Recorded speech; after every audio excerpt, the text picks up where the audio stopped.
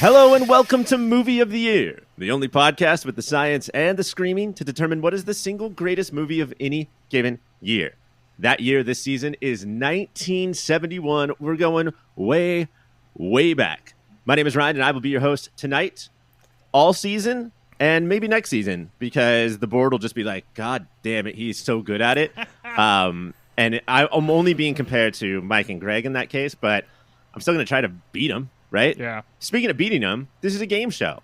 I'm already a winner because I get to be on this podcast, but we have to bring in contestants to fight about this movie. That movie, you ask? We should talk about that. It's called Wanda. We'll get into more details about that later, like why is it called that and who does it star and what the main character's name is. But before we dive in, I have to introduce my panel, and one of them is the aforementioned Greg. Hey, it's me, Ryan, and I am so glad to be able to set down the task of host. And already I can tell you're killing it. Yeah, I'm no competition for your hosting ability. Now, of course, it's a game show, so you do get points if you say interesting things about the movie, if you compliment me, if you say nice things about me, or say that I did a good job watching the movie. So, Greg, you're on the board before we even introduce the next person.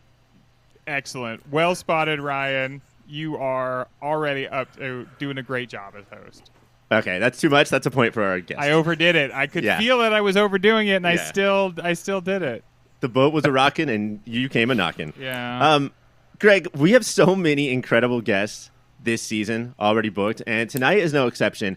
If we were going to sit down and analyze and discuss maybe one of, if not the most important film in the history of independent feminist cinema, who else would we go to but Nate from Debut Buddies? You're asking me. I guess no. That was Nate's introduction. That was me. Okay, great. Well, look, you started with Greg. I assumed because you are a benevolent host that you were making space for Greg to have a little more time and react to my presence on the show. Because there should be a consensus as to am I a feminist icon? I don't think so. Oh yeah. Oh no. But I do have two co-hosts who are female, so that gives me clout in the parlance of bad people. But yeah, thank you for having me on the show. I am maybe the least of the guests you have had lately, so I appreciate joining such esteemed the Valhalla of podcasting that you are constructing here. I'd like to take a moment to argue against how you're the least of our guests, but we don't have that kind of time, so I'm not going to do that. What do your co-hosts think of the movie Wanda? Did they think it's important in the history of independent feminist cinema? They probably would if they have watched it. I haven't actually spoken to them about it, but I will be recommending it. Wow, it comes out now. You should be listening to them speak about it, Nate. Good This Lord. is true. I did not Bechdel test myself watching the movie. Do not mansplain Wanda to your co-hosts. If you ask them if they've seen it, mansplain. Because if they haven't, look at you look like an asshole. Guys, what a way to kick off this season. I'm so excited. I'm not totally sure if we knew what we were getting into when we moved this movie into the Sweet 16. We knew that over the last 10 years or so, it had really risen in reputation. And I think that was a big part of why we wanted to figure out what's up there. But just overall thoughts before we really dive in and crack it open. We'll start with you, Nate. What do you think of Wanda? I think that it is one of the more direct and honest depictions of desperation that I have seen on film. I also think that it's very much a first film for a filmmaker in that it's a little padded with silence and a little padded with space. It is to an extent like walking through kind of a photo album of a woman's suffering through a small window of time, where you're getting a bunch of really captivating, quiet, lonely images and sadness, and you're sort of left with this, the opposite of breathlessness. You are so full of time and breath that there's sort of this need to exhale that the movie doesn't really ever allow you, and I think that's kind of cool about it. So what I'm picking up is you watch this whole movie, and your entire review is you just wish Wanda would smile. Just, hey, baby, why don't you just smile? Yes, yeah. I mean, it's like, come on, it's not that bad. You got a car that you're in. What's the problem? That you're in doesn't belong to you. No. But I mean, in fairness, it doesn't belong to the man either. that's true. Can anything belong to anybody? We'll get to that. Greg, what do you think of Wanda? I was at once sort of blown away by it and also very challenged by it.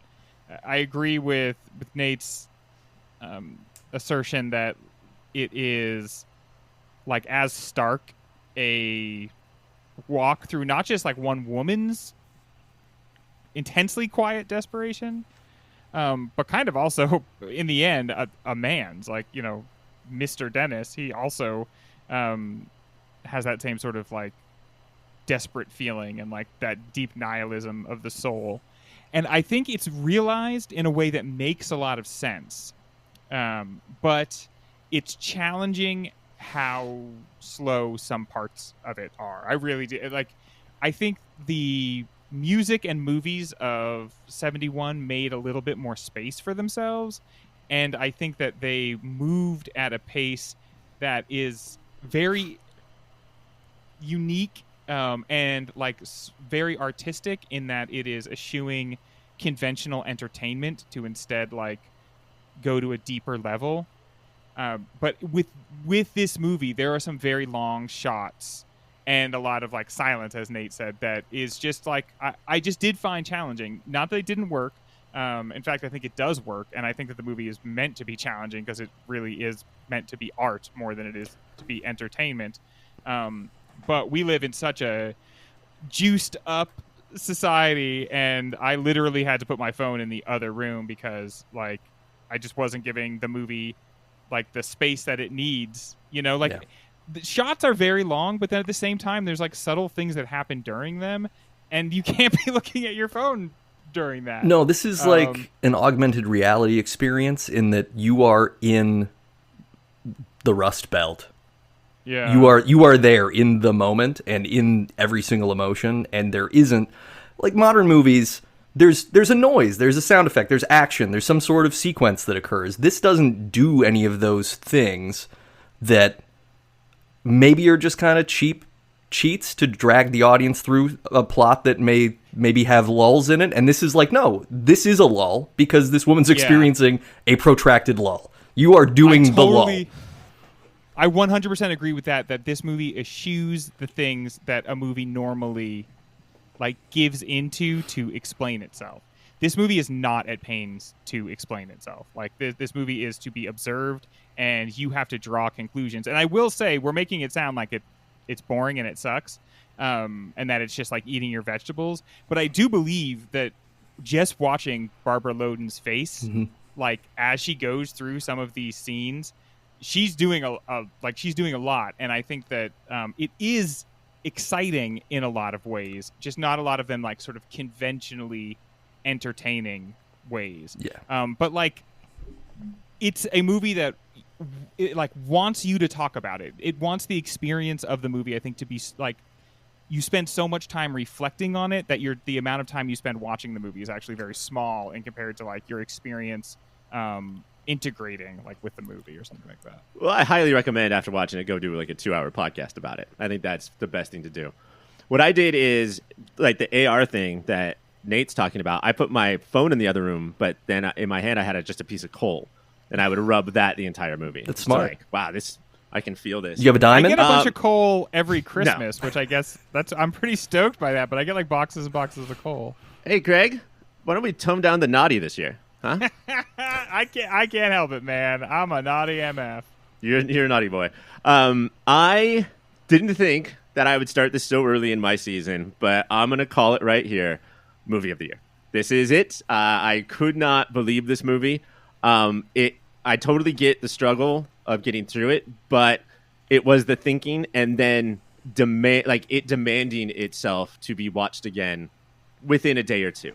And usually that's dreadful. I mean, if you want to watch a movie again, it's so you can see like the action scenes or the boobs or whatever exciting stuff it has.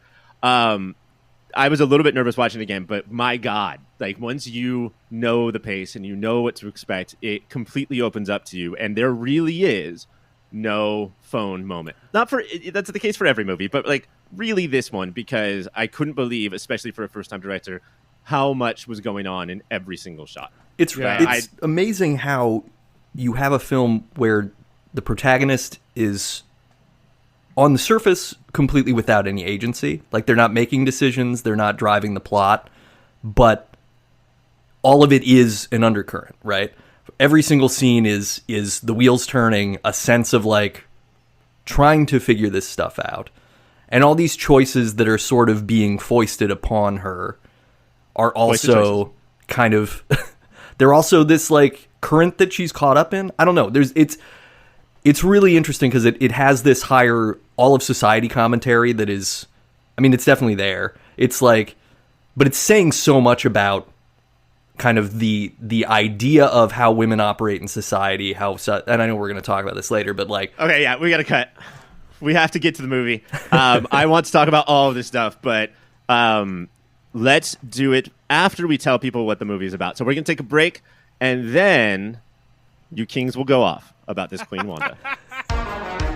When the star of stage and screen Barbara Loden set out to make her first film, she couldn't stop thinking about a story she'd once read in the newspaper. It was about a woman who had helped her boyfriend rob a bank. When the judge sentenced her to 20 years in prison, the woman thanked him. That moment stuck with Loden. She wondered what kind of person would thank someone for putting them in jail. Blending that idea with pieces of her own life, Loden wrote, directed, and starred in Wanda. We meet Wanda on her last day in her small Pennsylvania coal town. She loses her job, agrees to a divorce, and drifts away from everything she's ever known. Eventually, she falls in with a small-time crook named Mr. Dennis, and the two begin a whirlwind romance that will fill the hearts and minds of young lovers for generations to come. Taste buds, I ask you this. What do we make of Wanda as a protagonist? Is she a bastion of feminism, a female Joker, a bum? What is she? Let's start with Greg.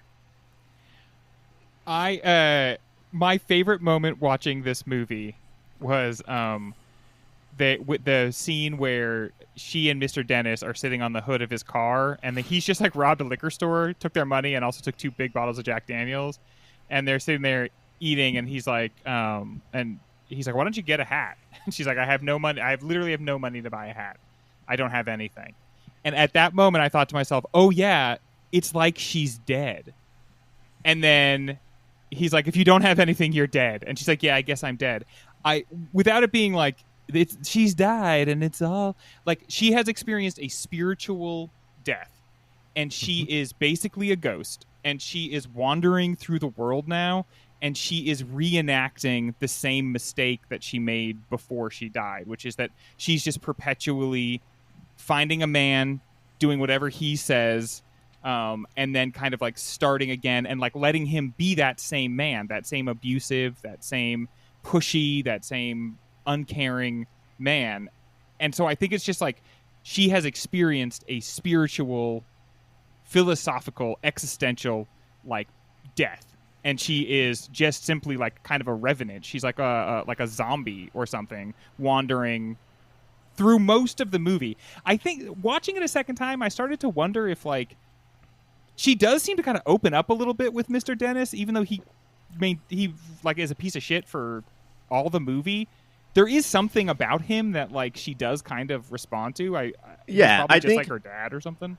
I would go even farther than like making the same mistakes. And I think that once the movie starts, when she leaves the town, she's like, without a ton of emotion, leaves her family, says, yeah, my 2 kids too. I understand. I'm out. And like, not only is she making the same mistakes, I think that she's purposefully not going to make a mistake ever again by not doing anything. Like, every single decision she has ever made has made her life worse. It has brought her lower into this trap of being a woman or being an American or just being Wanda, that it's best, like, that's what I think the prison thing has to do with, of being there for 20 years, is like, oh, can I just do that and not try to make things better, but only make things worse 100% of the time? I'm just going to be like a ghost in any ghost story, but specifically a ghost story with Rooney Mara, where you're just going to float through time and nobody notices, and that way you can't be hurt ever again. Yeah, she's existing sort of as anyone and everyone in poverty under capitalism trying to just glide through life without being hurt along the way. I mean, I think that's the greatest tragedy of her character, is that she doesn't aggress on anybody. She doesn't even ask for anything. She's not like, this isn't a Thelma and Louise situation where she's like demanding and challenging the patriarchy directly or something like that, right? Like the movie doesn't put that on her. So she is simply just a person who, like, whatever went wrong with her marriage, we don't know, because the movie opens after that's already happened, and we know she's just ready to go. But then it's every other man that she interacts with throughout the rest of the film just invalidates her, right? Her husband invalidates her, the judge invalidates her, her former boss at the sewing place is just like, you're too slow. We can't work with you. You're too slow, right? And it becomes this thing of like, oh, so she's literally just a commodity as a woman. Right. And so she starts behaving like a commodity. She immediately goes and sells herself to a man for sex, and then he ditches her. And then she's just looking for other sorts of gig work. Like, she's fucking trying to, like, Uber her way through life in 1970.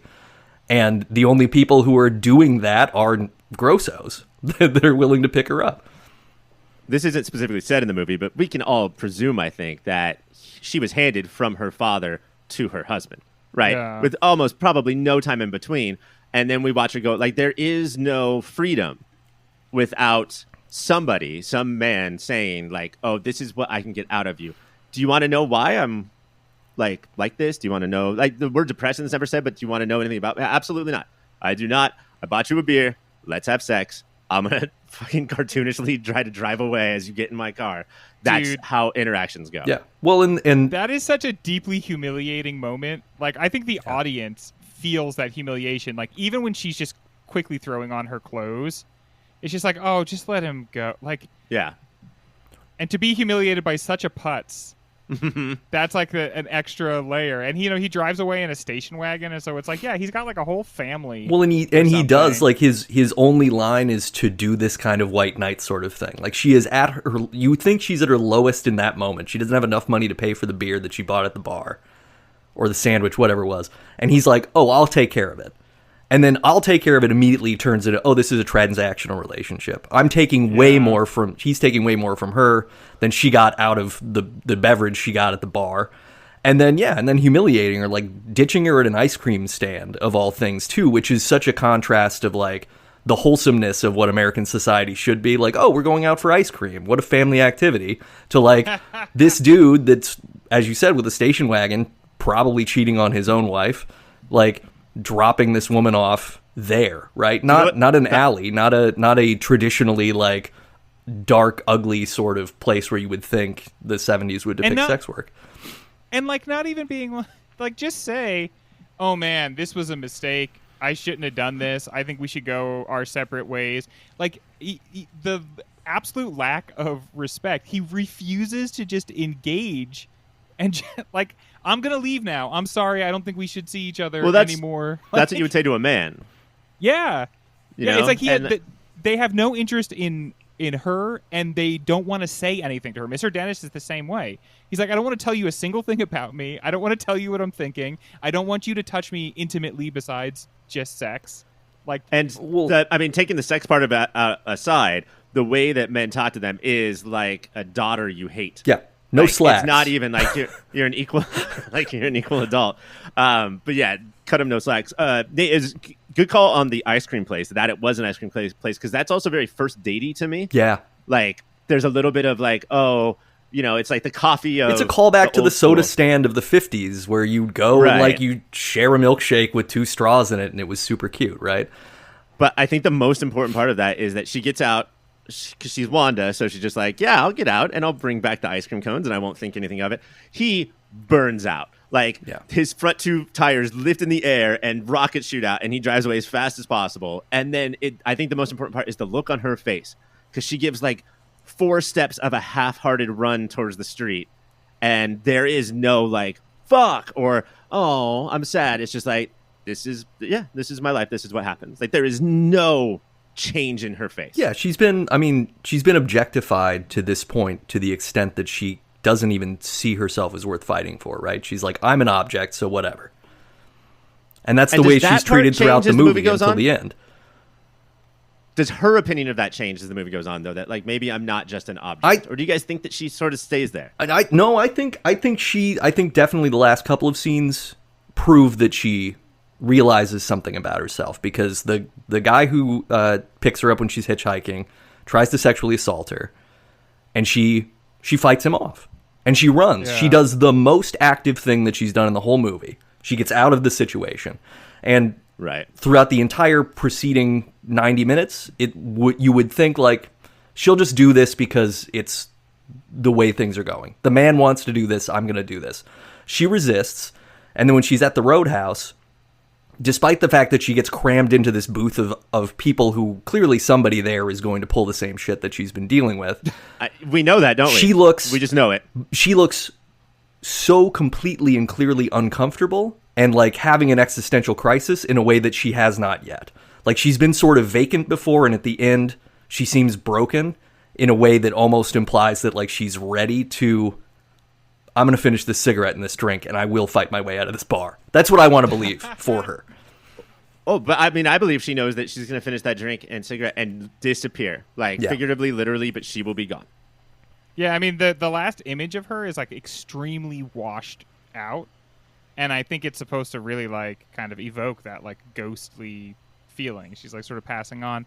But I do feel like I would not choose for her to have, like, at all grown during the course of her relationship with Mr. Dennis. I think I want to say that he's just bad, and that that she remains a victim of his for the entire time of their relationship.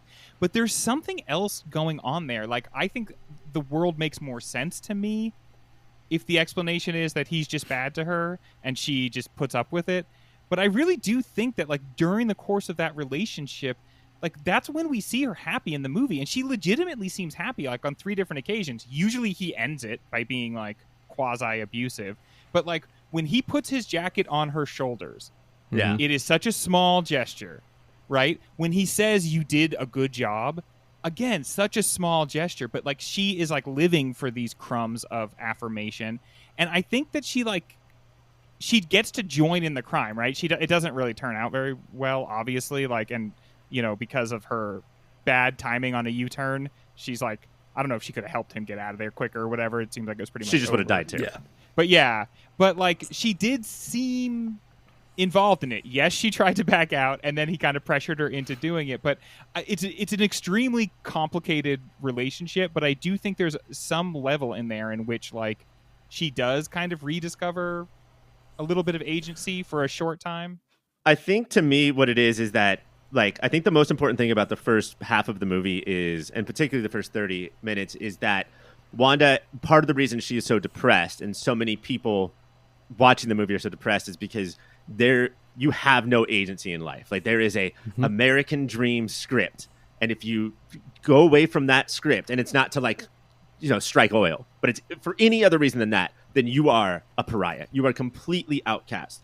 And now, although Mr. Dennis is a piece of shit, she doesn't know what tomorrow will bring, and she feels like there's a little bit of choice in her life, and I think that might just be it. Well, and he's also living outside of society in the way that she has found herself, right?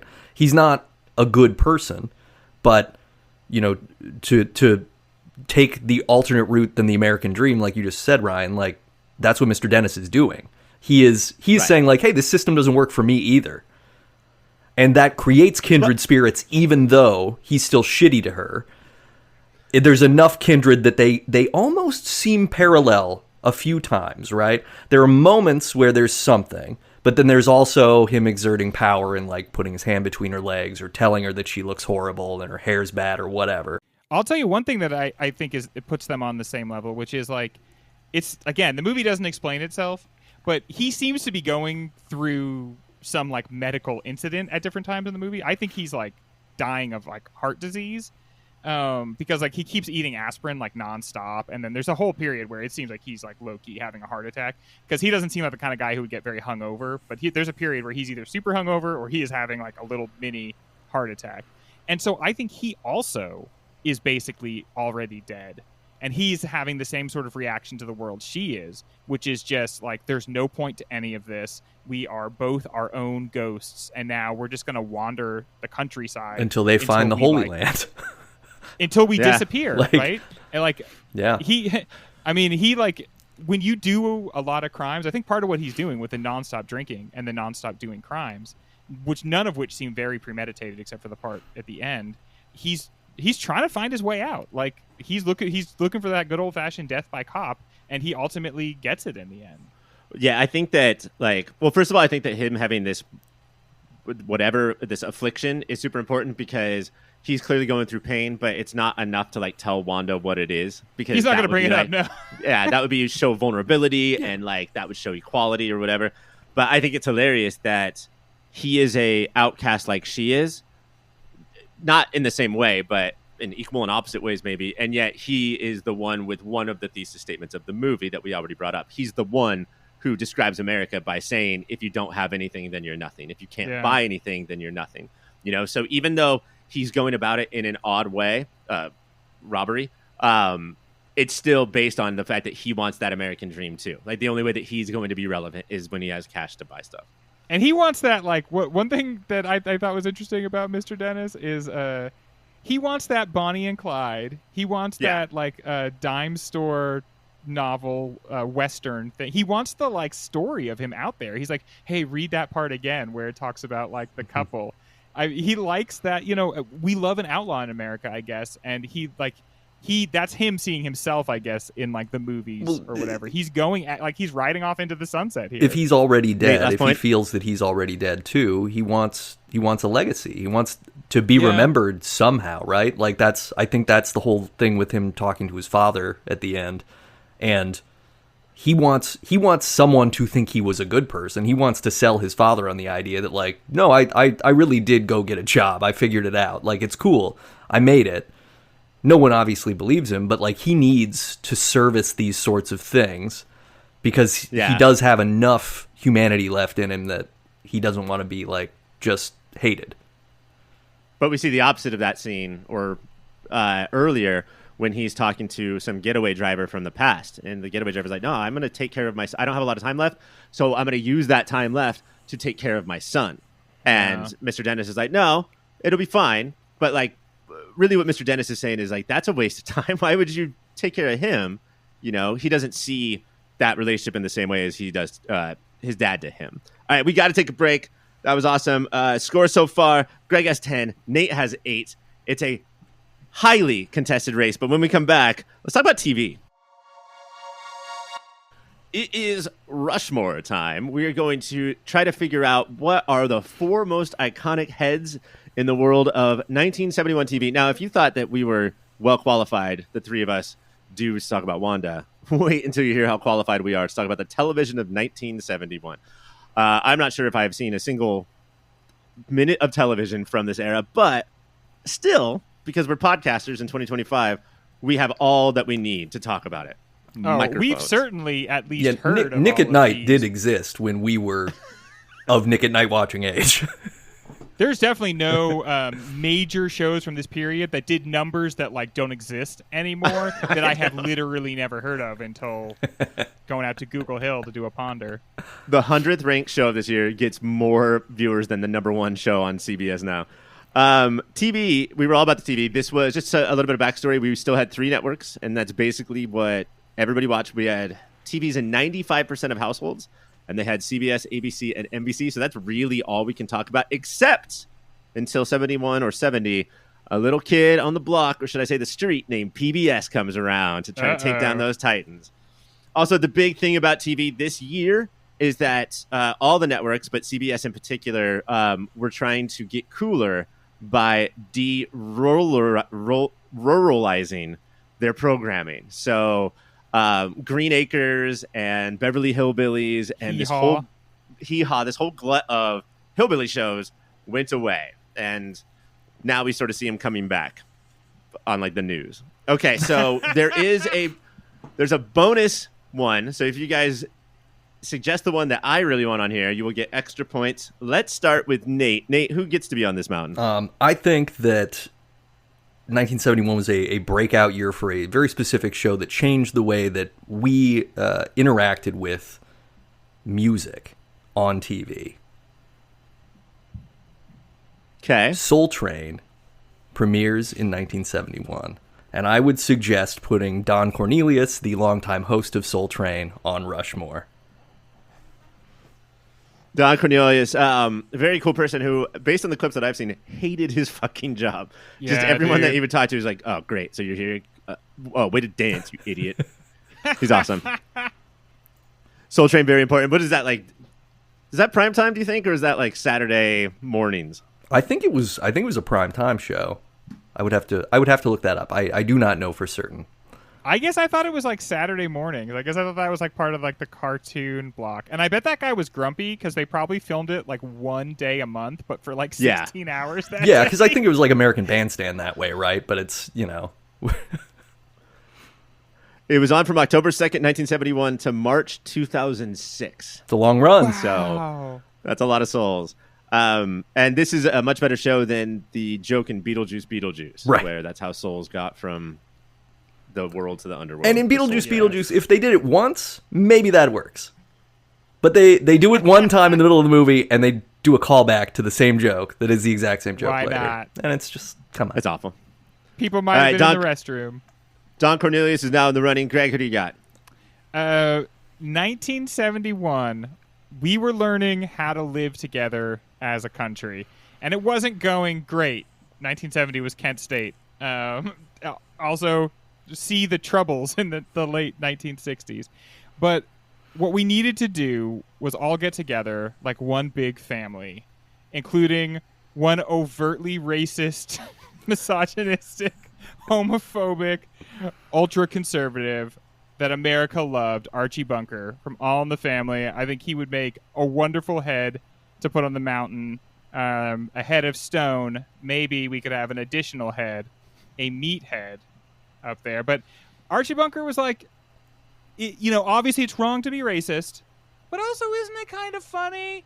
And I think that he would probably fucking clean up in our current political environment. Oh, Especially he would be our next president. Carol O'Connor was 47 years old when the show premiered.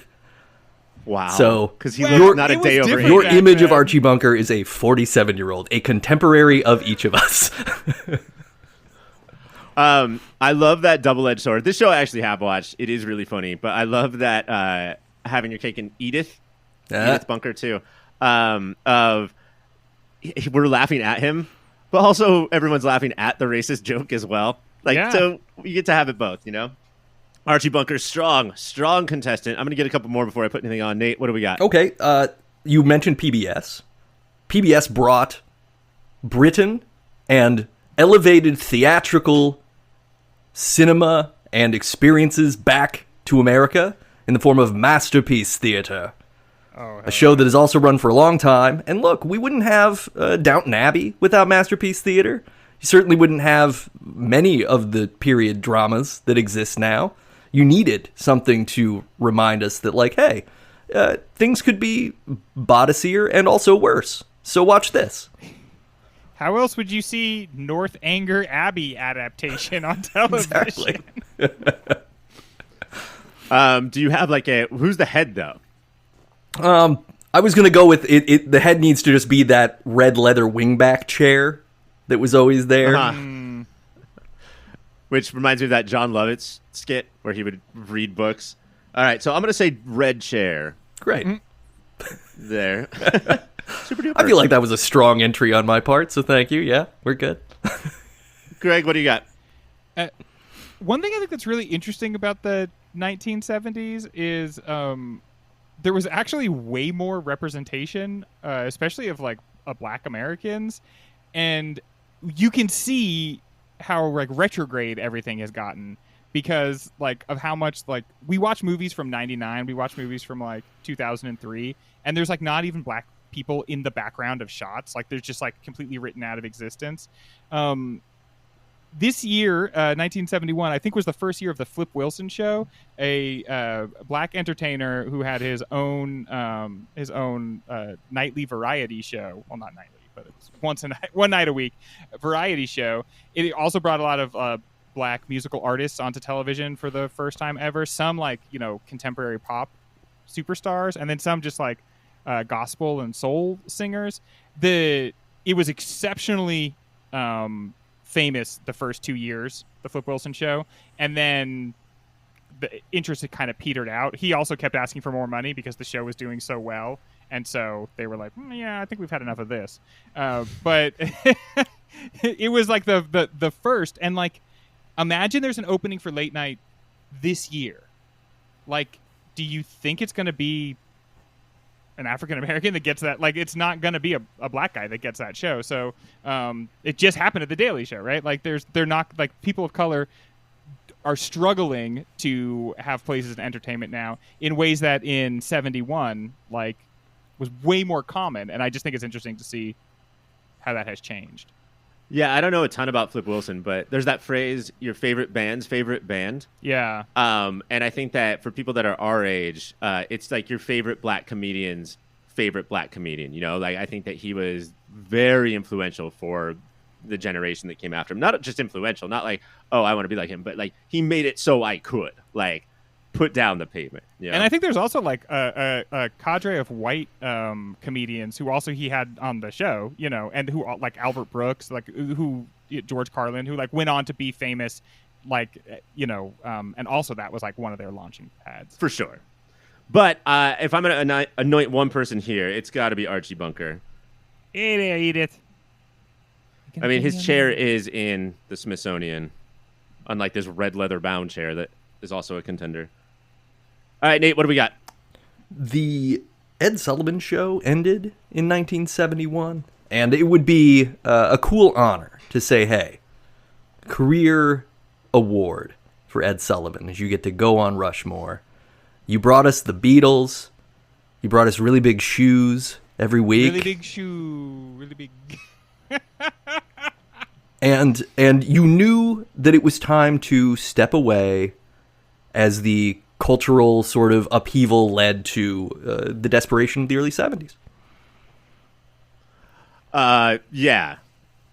Very okay. That's still going to be Don Cornelius, though, I think, making that on Great. there. Either we way, need a host. He's fine with that. Yeah. Greg, who we got? Sometimes when I was watching TV with my dad, he would go like, do you know who this guy is? And I'd be like, no. And he'd be like, this was like Why one are of the you most talking to famous me? actors when I was a kid. How fleeting is fame? And I was just like, shut up. Because I knew how lucky I was to have that time with my father. Sure. Bonding. But as an example of this, Dad, one of the biggest shows on television is something I have literally never heard of and sounds completely made up to me. It is called Marcus Welby, MD, and it is about like a small town doctor who makes house calls, and he's got like a younger assistant, and the younger assistant is like a stickler for the rules, but Marcus Welby likes to do things a little bit differently because medicine goes down better. A Sherlock Holmes medical show? Who would think?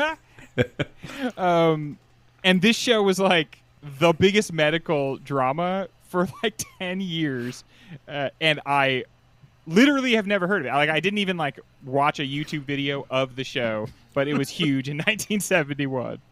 It's like the second biggest show in 1971 or something. Do we know who starred in it? I think Marcus Welby did. Oh, of course. You mean the MD? Yeah, Marcus Welby, MD. Dang. It was Robert Young, who played the father in Father Knows Best, and the physician Marcus Welby in Marcus Welby, MD. Robert Young.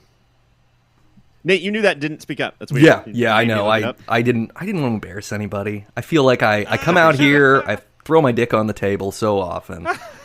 It's a podcast. I'd hate to interrupt somebody. It's about leaving space. That is good. We all love him. But I'm going to put Flip on the board. That's a point for Greg. And we've got one more spot. So I'm going to take one more from each of you. Speed round, Nate. What do we got? I want to recognize the Partridge Family as the phenomenon it was, because we got a family, they're a traveling band. This is grossly irresponsible parenting. These kids, Danny Bonaducci clearly did not turn out well because you were on the road. He should have been in school. But David Cassidy was a young man that all the men maybe wanted to be or beat up, and all the ladies wanted to be with him. He was poster material. He was an early teen heartthrob, your Tiger Beat material. So yeah, the Partridge Family. Let's put David Cassidy on there. There's probably some people in 1971 with a poster of David Cassidy, but my bedroom in 1971 had a giant poster of Robert Young as Marcus Welby, MD. What's he doing with that stethoscope? We call that masturbate theater. Greg, one more. I have been wanting to mention Cher, like every 71 show, because she was like, Cher's always been beautiful, but 71, like, it's like transportative, like maybe the most beautiful person's ever looked. On the Sonny and Cher show, and it would give us, this launched a million years of Cher. We would not have Moonstruck if not for this show. Moonstruck. We wouldn't have mermaids. Okay. We wouldn't have Groundhog Day. Oh my god. We wouldn't have Mamma Mia 2. I know, like, this is kind of like people are doing this now with Selena Gomez and Benny Blanco, and then when I was a kid, it was Julia Roberts married Lyle Lovett, where everyone just comes out and has no problem saying that that person is out of this guy's league and he's ugly and we hate him. I hate that shit, but I will do it for Cher and Sonny Bono. What was going on there? Dude, it's Mr. Dennis and freaking Wanda. Wanda is a coal country 10, y'all. Mr. Dennis is an old fucking man who is in the process of dying. Like, these things are inexplicable. This is one of the things about male privilege, is that, like, you could be such a weird uggo, but if you Sometimes have any confidence at all, you can beguile women, and it's inexplicable. It makes women and nice men tear their hair out because you just have to be a piece of shit. Yeah, I mean, it's as if a power imbalance leads for results that aren't completely fair. God, I wish I had power. How is I'm a Coal Country 10 not a Loretta Lynn song? Still could be. All right, so I got to pick from one of these. It's the Red Cher, it's Ed Sullivan, it's Robert Young, it's David Cassidy, and it's Cher. And I think because of the whole Bono, since she was pro bono, we're giving it to Cher. Yeah. So Hell nice job, Greg. Do you believe in more points for Greg? It was either Ed Sullivan in celebration of his final year, which would be, of course, his last victory of his career. His story career was getting on our Rushmore, or Cher for having to be with Sonny Bono.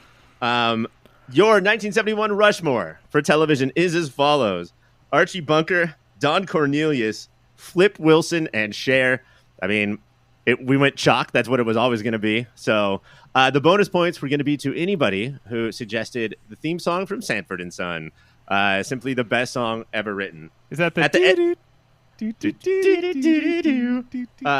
end of that round, Greg's got 14. Nate's got 9. Nate's going to catch up in the next segment coming up now. Okay, let's get to... We have so much material about Barbara from Barbara about what her intentions were. So I want to get into that a little bit. I do think that when any era or wave of movies start, it is backlash to what came before it, right? That was stupid. This is now.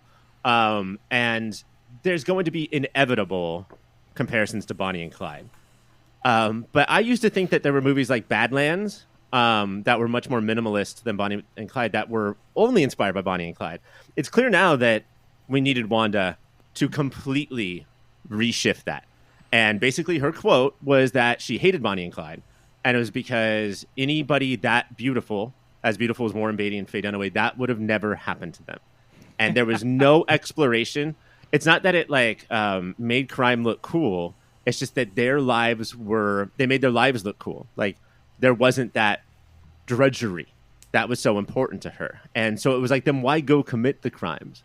You know, she wanted to show what her life would be like here and then go from there. Like, let's start the journey with the journey that it would actually be, which wouldn't be exciting, sure. Right? And so the whole movie was funded by one person, essentially. It was $100,000, crew of 4. And she said, yeah, we're going to go without everything. And I get it. That is harder to watch, but like you said, Nate, it made it so it worked. It wouldn't have worked any other way. And there's one subtle thing that I wanted to bring up about that and about kind of the reversal of traditional Hollywood sort of depiction. For most of the first half an hour, Wanda has curlers in her hair that do not do anything to her hair at all, which I think is really interesting because it's like, why put it in? It's got to be in the movie for a reason, right? And we're trusting that people are thoughtful about what they're doing. And the best read I have is that, if you're reacting to, hey, look, movie stars usually have their hair done. We're going to do the thing that shows, an attempt to do that is being made, but it does not take with Wanda. Wanda can't transcend out of the place she is. Yeah, she can't glam up. She is where she's at. And even artificially, even aesthetically for an hour, the curlers won't even work for that. Right. Excuse me, to trick people into the type of woman that she actually is. Yeah, because they come out a couple of times and because the movie feels like it moves in not real time, but it's not moving, it's not doing a lot of major time jumping. They come out and nothing is different. It's as if there is no way to change who she is. There's no mask for her to put on, right? She's stuck being her no matter what. Yeah, and the other thing she's wearing almost the entire movie is just a pajama top. Yeah. I mean, it just shows the degree to which she is unable to function. Her husband is she just lays on the couch all day and the kids are outside or there's just diapers everywhere. She's yeah, dude, this woman obviously has major depression and it is not possible to get up and move around and do things when you are experiencing a major depressive episode. And so she can't get her hair, she can't get the curlers out. She can't change into an appropriate top. She can barely move around through the world. It's enough to do that. It's a little bit of a shame we didn't get to do the movie Le Mans, and we never were going to, but so much of what she's going for here is also what Steve McQueen wanted to go for. It's just boy Wanda, just the really spare style, not a ton of artificial sound, not a ton of artificial narrative, just try to strip everything away and almost make as documentary a movie as possible. And the kind of truth you can get to doing that, And I know this, I don't know if this was her intent or not, but she also captured slices of 1970 life in Pennsylvania that wouldn't be captured otherwise. Yeah. And they're real shots on the real streets. The artifact value of this movie is immense, right? I recently watched, there's the Tom Petty Heartbreakers Beach Party movie that was a Cameron Crowe short on MTV in '83.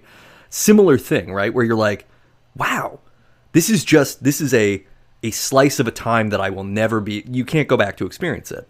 But you have this taste of something that is so not distilled, so not cured. It's not trying to present a version of that reality. It's just that. And that's so cool. Yeah, when you get a movie set in 71 made 30 years later, they try to pour every bit of what our understanding of 71 is now. Yeah, you get that 70s show, right? Yeah, exactly. And everybody's a hippie. Every single person is a hippie. And if that's what happens if we have a high budget movie that's a period piece, regardless of when the period is. But even if we have a Hollywood movie that is about 71, shot in 71, they're going to take the 71 world they live in and they're going to go recreate it on a soundstage or something where they can have full control of it. So it's all fake. The reason that we can have all of these shots of the real world is because she had no money to do anything other than that. Yeah. I'm going to guess that not a lot of permits were gotten. She was probably running around filming this. The number of times that extras look down the barrel of the camera as they're walking down the street. No, there were no permits. People legit were what's going on right here?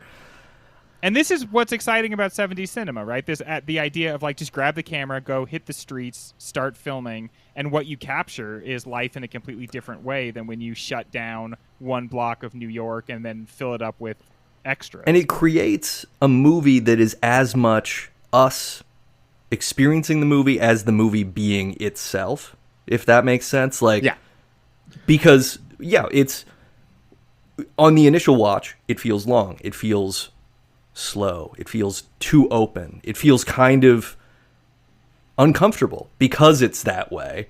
But it also causes you to reflect on yourself and reflect on, like, well, what do all these things really mean, right? Because most movies, especially now, right, few movies are saying, like, hey, pay attention to what's in the shot and what it's saying. What is this actually all saying? A lot of times it's just like, okay, well, this scene carries to the next scene until we get to the end of the movie. And the plot happens. Yeah. And this movie isn't doing that. This is, like, saying, like, well, look at this world. Like, what does this world feel like to you? And I don't know. I feel like a lot of what the movie's saying also is that, like, the big things that happen to us, we don't often express them in language. Yeah. It's just like a mood while two people coexist with each other. In a movie, everything is always speechified and everybody is saying exactly what's going on with them. In this, people don't say what's going on with them. You just have to observe their behavior and see if you can figure it out. And the movie needs to take the space to let you do that. That's a good segue to what I want to talk about next, because we've so far been talking about a lot of what Barbara Loden had to do because of the rules or because of the budget. But now I want to talk about her actual directing choices. I want to talk about how the camera works, where it works, and why it works.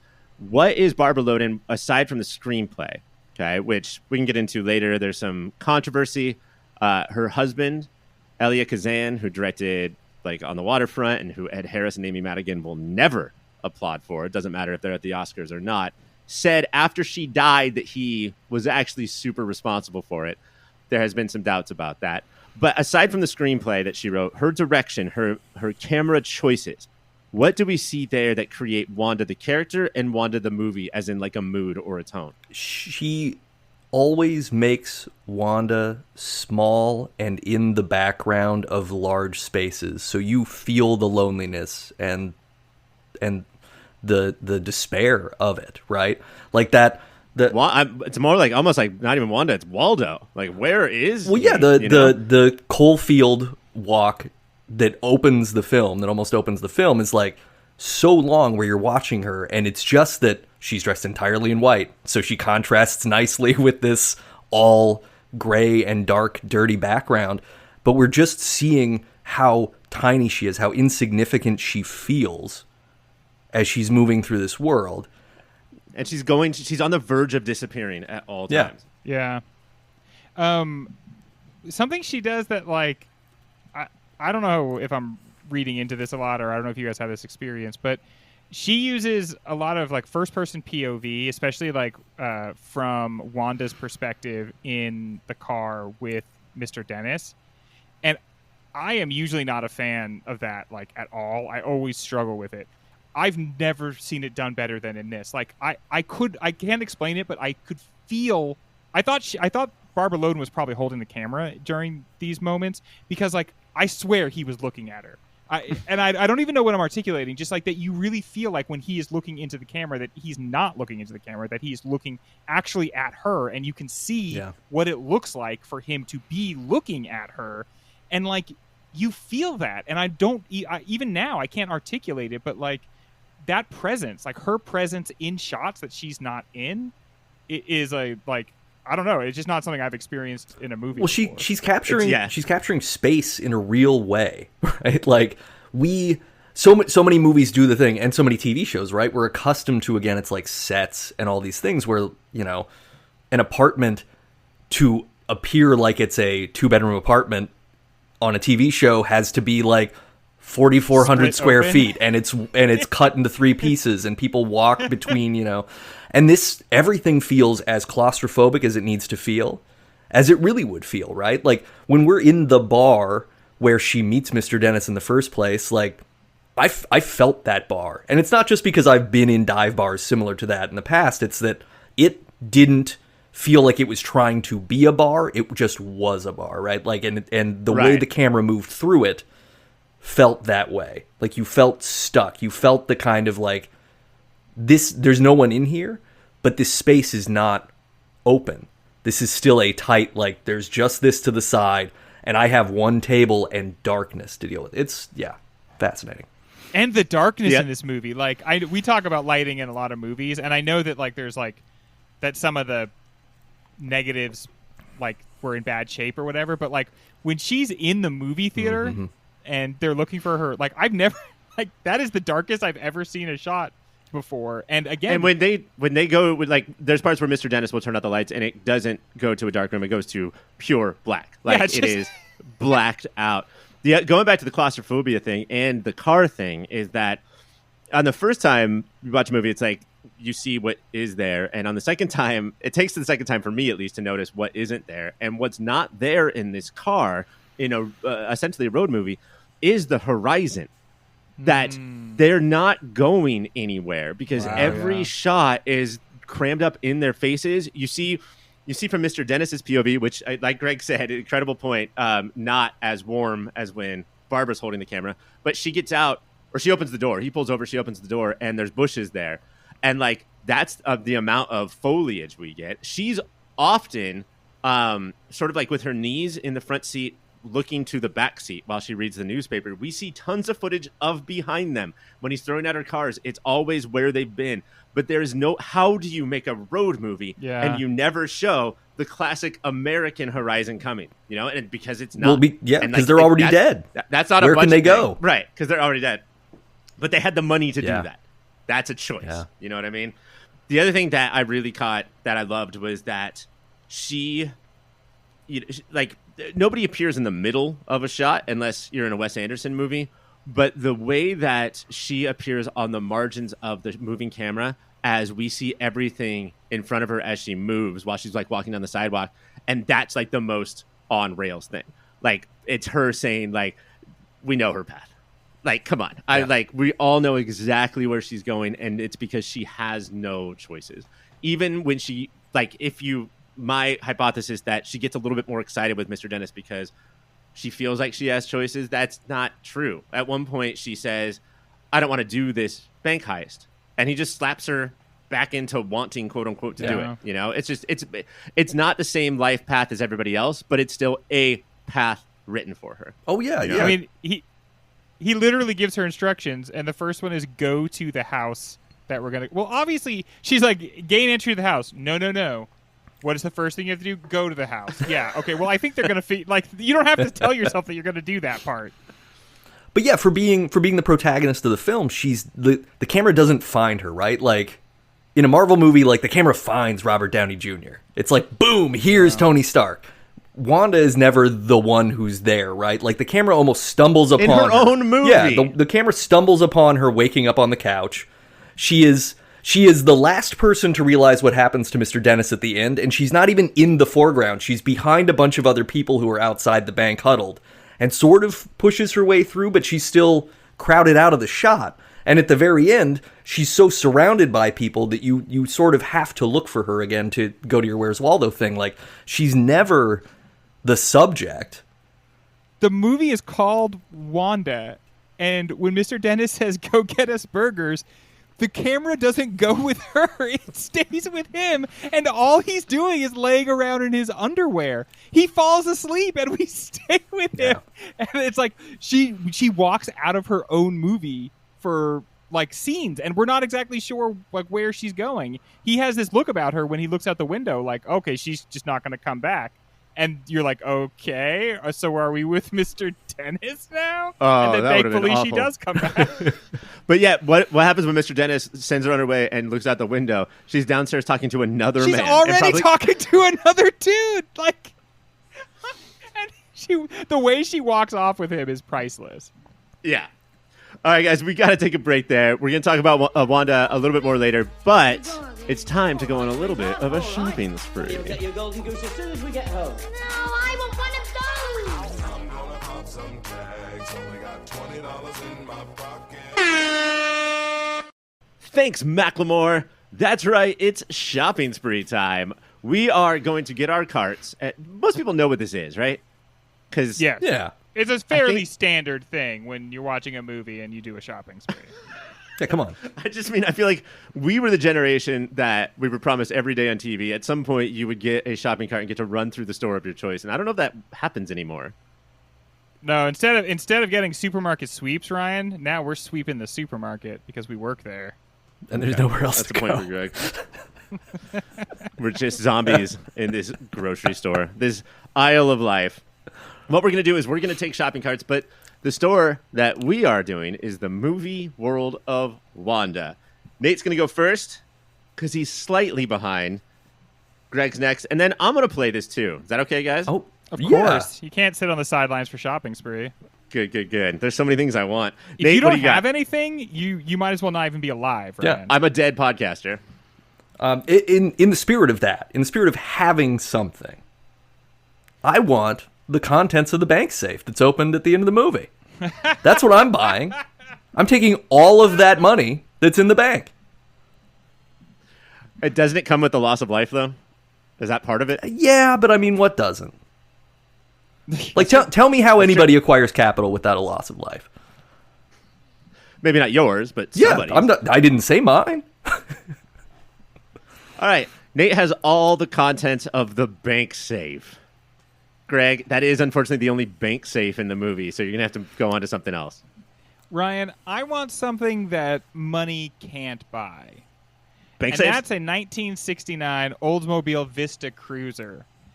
I believe this Oldsmobile does double duty. I think they use one car as the car for two different people because it's a very distinct looking station wagon with these huge panoramic windows in the That's back. the Vista part. It's beautiful. It is a beautiful automobile from a time where cars were so big, so unsafe, and so fuel inefficient. This is the early 70s, so that's not like catching up with us just yet. But I love this thing. It's got a big throaty sound to the engine. For instance, if you're dropping off someone because you're trying to ghost them, and you make them jump out for soft serve, and you peel out on them, you got a great engine note there. Sounds like Kathleen We're Turner. bringing the car We're bringing the car of the year back for the Moody's at the end of the season. We got her, dude. We got her. early candidate. This is a good car. It's a pretty good one. It's a pretty good one, yeah. Is this the kind of car that, like, if this was a higher budget crime movie, that they would have flipped off a cliff, done a barrel roll, and been totally fine? You know what? It's the kind of car where in a different type of movie, the engine compartment's so big that they'd be like, we dropped a much higher performance engine into this thing, and like that it would be like a kind of a sleeper. All right, you guys have a bank safe in a car, but I have to follow my heart. And at about the halfway point of their crime spree across America, Mr. Dennis comes out of a gas station he can't hold another bottle of Jack Daniels or another can of beer. And I'm taking that whole mess of shit. No food, not a single morsel of food in there. Eventually, they eat a lot of like fast food drive-through in this movie. But he covers them on fucking Jack Daniels, the worst bottle of bullshit that I've ever had. But I'm taking it Hard anyway. not to admire that Jack Daniels' like bottle design has not changed in 60 know. years. Like, He very clearly robbed that place in general, and then on his way out grabbed two different bottles of Southern Comfort. And one of those that's enough. And he gets blotto off of it, so... Okay, so we have a bank safe, a 69 Olds Cruiser, and JD and beer. I'm going to have to give that one to Nate, because he could probably, with that bank safe, buy a car and booze. I don't think so. Not something as nice as the 1969 Oldsmobile Vista Cruiser, Ryan. Okay, I'm up next, and I'm going to take... I don't know if I'm going to put my house on it, like literally live 10 feet away from my work, like the characters do in this movie, but I'm going to buy a coal mine. smart. I heard that they're going up in value, and I think that's where you make, like, Bitcoin. Oh, yeah. You're basically, like, using computers in a coal mine to do that. So, yeah, I'll see what I don't know what I'm going to do with it yet, but I don't have to answer that now. Right now, I just have the deed. When I think of a mine, I think of like a mountain, and then you go into it to get stuff out of it. Yeah, Very like a cave. clearly what they do here is like kind of just mulch the entire hill or mountain and then sort of like pick through it and pull the coal out of it. It is like, it's a good backdrop for this movie because the sort of like destruction of these hills is like, gives you a very desolate feeling. Oh yeah, strip mining does that. It's just like we're Yeah. not trying to extract. We're just trying to convert. There's so much depressing about it, from like, plundering the earth to plundering your lungs. But like, can you guys think of anything more surface level depressing than opening the window to the front of your house and there's your fucking job? Yeah. Dude, I did not realize people live just right in the mine. That house, that's a bad place for a Oh house. yeah, those mining towns were like, that's been a thing for hundreds of years, and like a lot of the early union strikes were because these mining towns also had their own fake currency that they ran everything on. So you get paid in like fake mine money, mine bucks. And then your company would send in the Pinkertons to crack skulls when you said like, hey, no, but we deserve real money. I mean, that's like what they did with indentured servants, right? Like that is an old school idea. Lean, like sharecroppers and lean farming and everything. Yeah. It's like the bosses don't want what's best for us. It turns out. Greg, what are we going to take? And coal mine is gone. Okay, you already have the coal mine. Well, I'm going to tell you, I'm going to speak for little Greg here. And I'm going to say this movie features multiple RC planes, and I would like those remote control airplanes, please. Give those to me. Perfectly level flying. I'm not going to try to do tricks, Ryan. Perfectly level flying is the goal of every RC enthusiast. Thanks, Martin. You're an RC flight simulator, right? Excuse me? You're an RC flight simulator. You want like a perfect, passengers have a perfect takeoff, perfect landing. Yeah, my understanding of RC planes is that they are very, very hard because at least if you're in a plane, it's dangerous, but then you can sort of feel what's going on. RC plane, you just have to like sort of guess what's happening, and that thing flies far away from you. Have you guys ever owned one, much less like use somebody else's?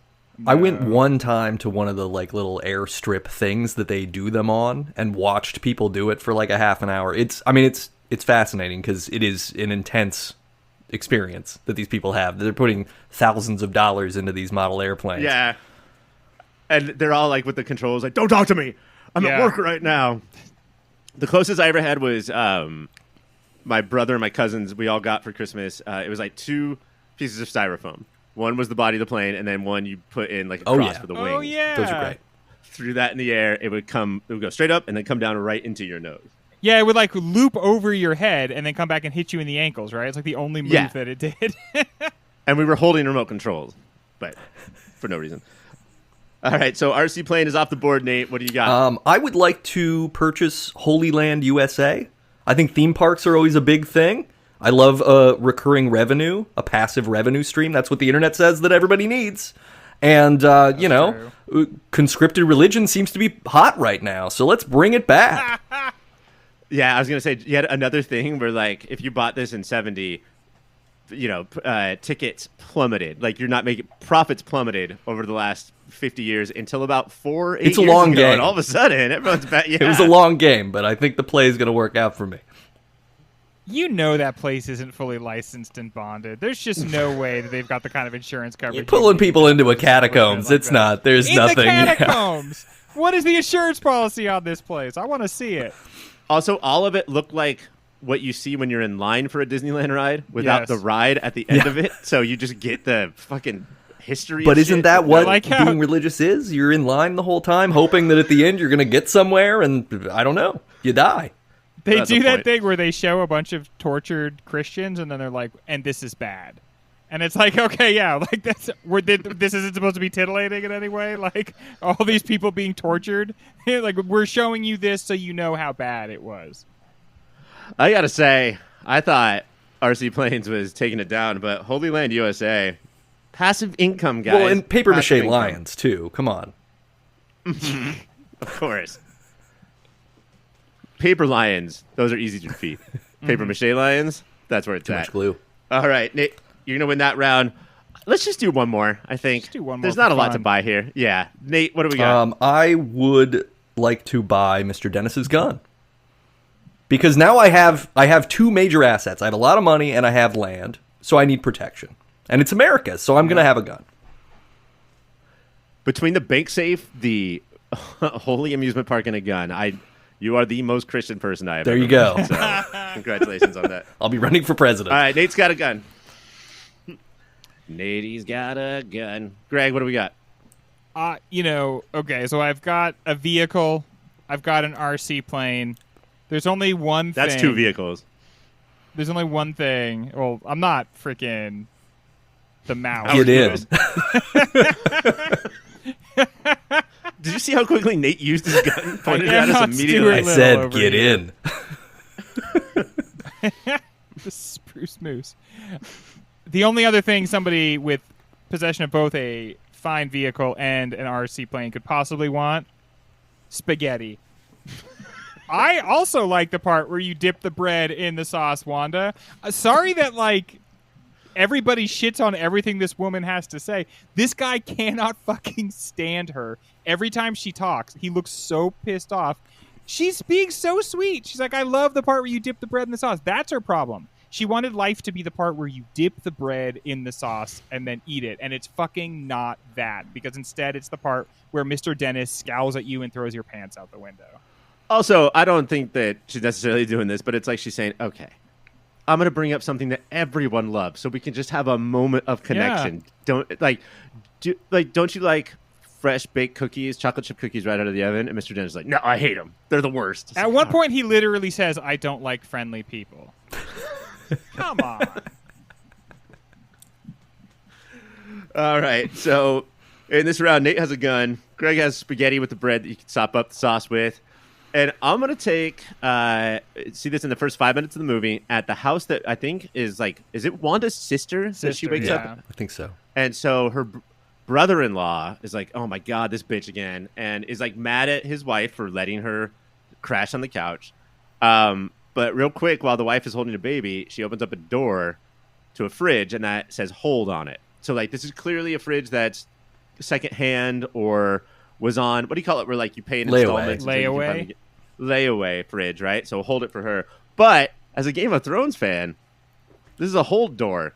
And that's what I would just be screaming throughout every morning when I'm getting eggs and milk out of it. So I'm going to take the hold fridge. And I'm going to give that to me. That's mine, guys.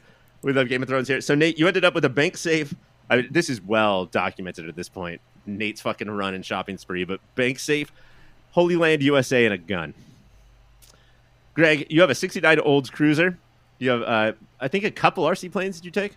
Yeah, I took all the RC planes from that. All the RC planes. And then spaghetti. And I've got Jack Daniels and beer, a coal mine, and a hold fridge. Yeah, without winning any single round, I would say Greg wins the whole thing. So, good job, Greg. Hell yeah. The score is 26-23. Greg, Nate has almost taken the lead a couple times, but I think it's going to happen in this next segment when we talk about a little movie called Wanda. We're back to the film Wanda, directed by Barbara Loden, which came out, won Venice, I want to say, in 1970, but was released in America in 1971. So let's just be clear on that. Taste buds, I ask you this. Is it ridiculous to say this movie isn't primarily about gender? Is Wanda's experience particularly gendered, or is it a deeper philosophical/spiritual sickness that is more a commentary on early 70s life for all people? I think it's both. I know that's a lame walking down the middle answer. It is a very woman experience film because the way that she interacts with the world of the 70s, with the capitalism of the 70s, with the way society works, is through the lens of, hey, my only options are to be an object, which is not the same for the men in the film. But everything that's happening in the film is also connected to 1970 because there is a sense that whatever hope for cultural change occurred in the 60s just didn't stick. Like, we are walking through the place that said, nope, we're not changing. We're going to try to keep 1952 going. And the problem is it's rusted and rotted and gross. And it's just a disgusting mess. In 1952, were the worst of us just partying, like champagne, celebrating all the time? Like, this is peak us. We love this. Just all conservatives are like, this is, guys, we finally did it, and we got to stay here forever.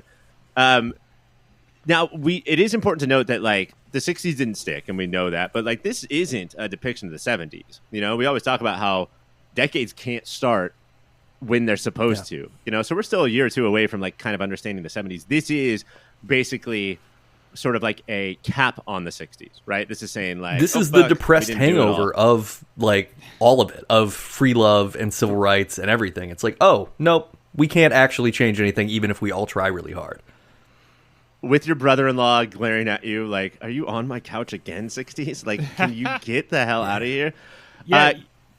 I mean, okay. we always say that like the first couple years of the decade are actually the last couple of the previous decade, and every single one of these shots, if you showed it to somebody, they wouldn't go, "Oh yeah, 70s." They would say, "Oh yeah, that looks exactly like the 60s to me." And so, but it's the handoff, right? I mean, the end of the 60s got so dark so quickly, and then 70 with Kent State, it's like and the other thing that we don't, or I feel like I didn't think about until we started doing this podcast and we started looking at the 70s, is like there was just bombings constantly.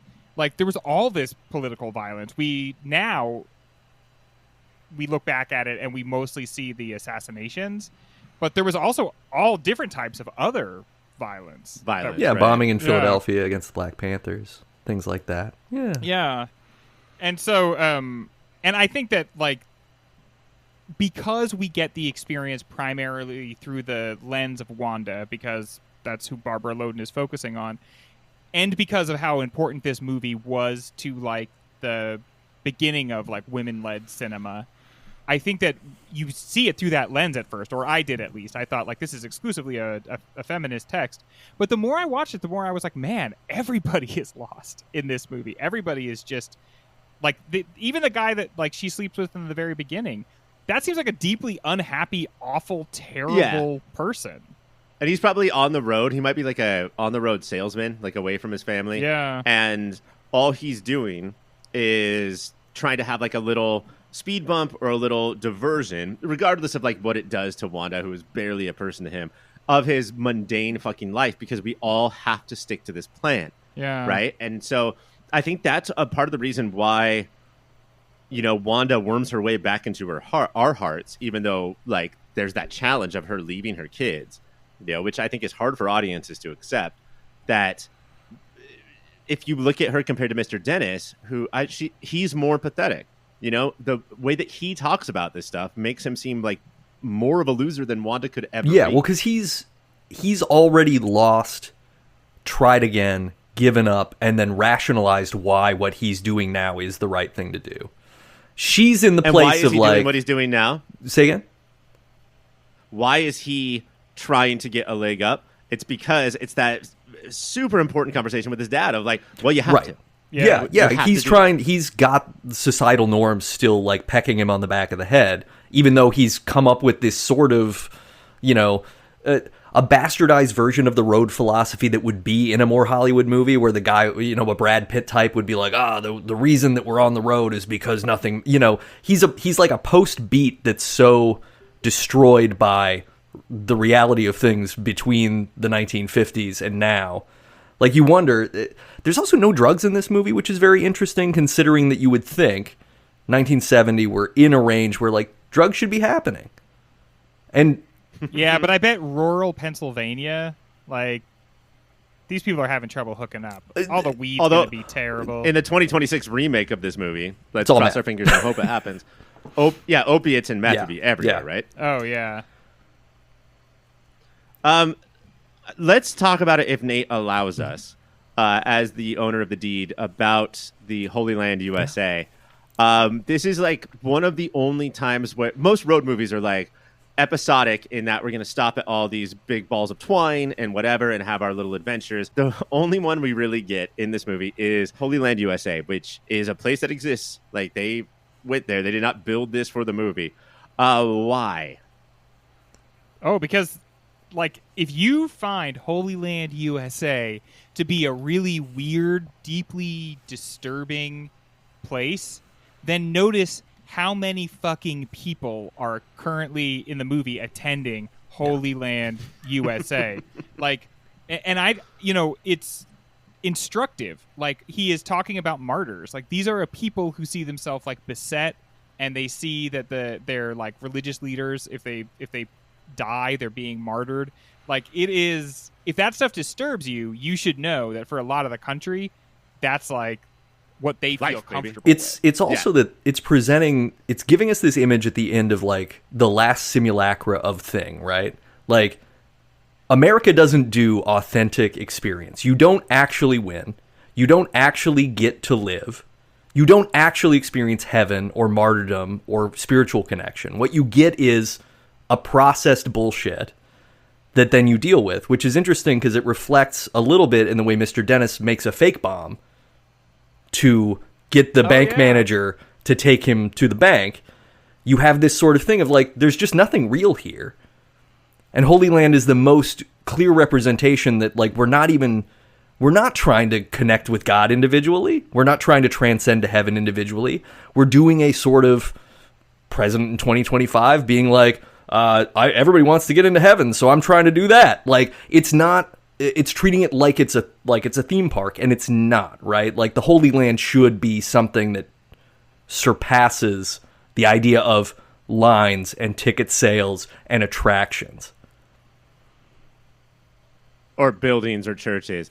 Yeah. It's interesting too because they really hit, like, that's the only thing that we sort of learn there is that normal people are buried, but martyrs are buried with like a little arch above them because they died for their religion, and that is important. And if we're looking at this movie from that, in 1970, the religion is capitalism, and that is what Mr. Dennis died for. Like, he's trying to get that cash, right? He's trying to make that bank, and that he was going to die, or he was going to die for that. Like, there was no way that he was going to continue living without that money. And so he is what they think of, what we think of now as a martyr, is like that. Get the money or don't. Yeah, he's like capitalism's martyr. Right. And for that to be like the place that we see him interact with his father, and we get his dad is the one that like really marries those concepts, right? Like, you have to have a job, you have to be a good boy, are you getting a job? Have you been working recently? You have to be a good boy. And then when Mr. Dennis goes to give him money, right, he's like, I don't want that because I know that that's actually evil money, because though I keep asking you if you have a job and if you're being a good boy, I know for sure that you are not. And so then I can't like accept that from you. Which is so like such an interesting point. Like, parents their power of denial is very strong, but it's also very like compartmentalized because they want you, so like they see you in such this good light, but they also see the bad. They also know it's there. They just try to ignore it. I mean, your parents see so much of your life, and they have to kind of unsee some parts of it. Yes. Well, they have to rationalize you the same way that we have to rationalize the society we live in, where it's like, oh, well, these things are bad and ugly and horrible, but they're okay. I still love it here. They have to ignore and disregard and disremember the fact that they walked in on you jerking off to your poster of Marcus Welby, MD. Right. I mean, look, just don't bring the laundry in without knocking. He doesn't play by the rules, Mom. And we'll be right back. Oh, God, guys. It is speed round time. We've been sitting on this question all night. I finally get to ask it. It's time for the important question. Is she named Wanda because she wanders? Oh, yeah. She's wondering as well. That is correct. Uh-huh. Yeah. Wanda wanders and wonders. I honestly hope it's neither one of those. But maybe every name has to mean something. I mean, right? Wan as a word, W-A-N. Okay, I like that too. Da, like dad. Yeah, that's probably also in there. It's like Barbara Loden is my 61st favorite director, and then you find out that's why she was named. You're like, oh, 75. You are moved down. Question number 2: do you need to know anything more about Mr. Dennis than his hamburger order? Dude, no garbage. You mean all the onions? stuff? All the stuff that is not just meat and bread? No. I just want the char. Please just give me the bread and the char. I think it's more evidence that men treat women less like equals and more like children because they themselves are children. Yeah. Not just with the tantrums and the inability to deal with emotions, but their literal food orders are the same as a 5-year-old. God damn it. And then fucking Wanda, for all of her faults, she goes to the trash can, tries to dump everything off this burger, and leaves the tomato. I thought she was going to get the shit kicked out of her. I was Doesn't so it nervous. isn't it weird the way in which when you see her not do a good job following his orders? I don't know if you have this same like coward soul that I do, but I find myself being like, Wanda, do better. He's gonna be so mad at you. Well, there is the tension that, at least the first time you watch this, you're waiting for like, well, what's going to escalate? Because you're just used to films escalating these things, so you expect like, oh, this is going to go worse. Like, just follow him because he's not a good guy. And she's used to it too. Much like we were talking about her look when she saw the first dude drive away from the ice cream stand. Her reaction to the slap is like, she holds her face and she's like, that really hurt. But like, if you slap me, I would freak out. I've never been slapped like that. So it's so clearly just her. Yeah, like, she's not surprised or offended or even processing it as something that's not right. She's just like, oh. Doesn't even change her opinion about him. Mr. Dennis knows those remote control planes can't hear him, right? And he's on that car screaming at them. That is that's what he's yelling at, right? He's yelling, come back to the remote control airplanes? Yeah, I think he thinks that they're like rescue Drones? planes, right? Like, I feel like he's doing we're stranded on the desert island and finally planes have flown overhead. Come back. Get me. Save me. Here we are. Yeah. Save us. Yeah, take us away.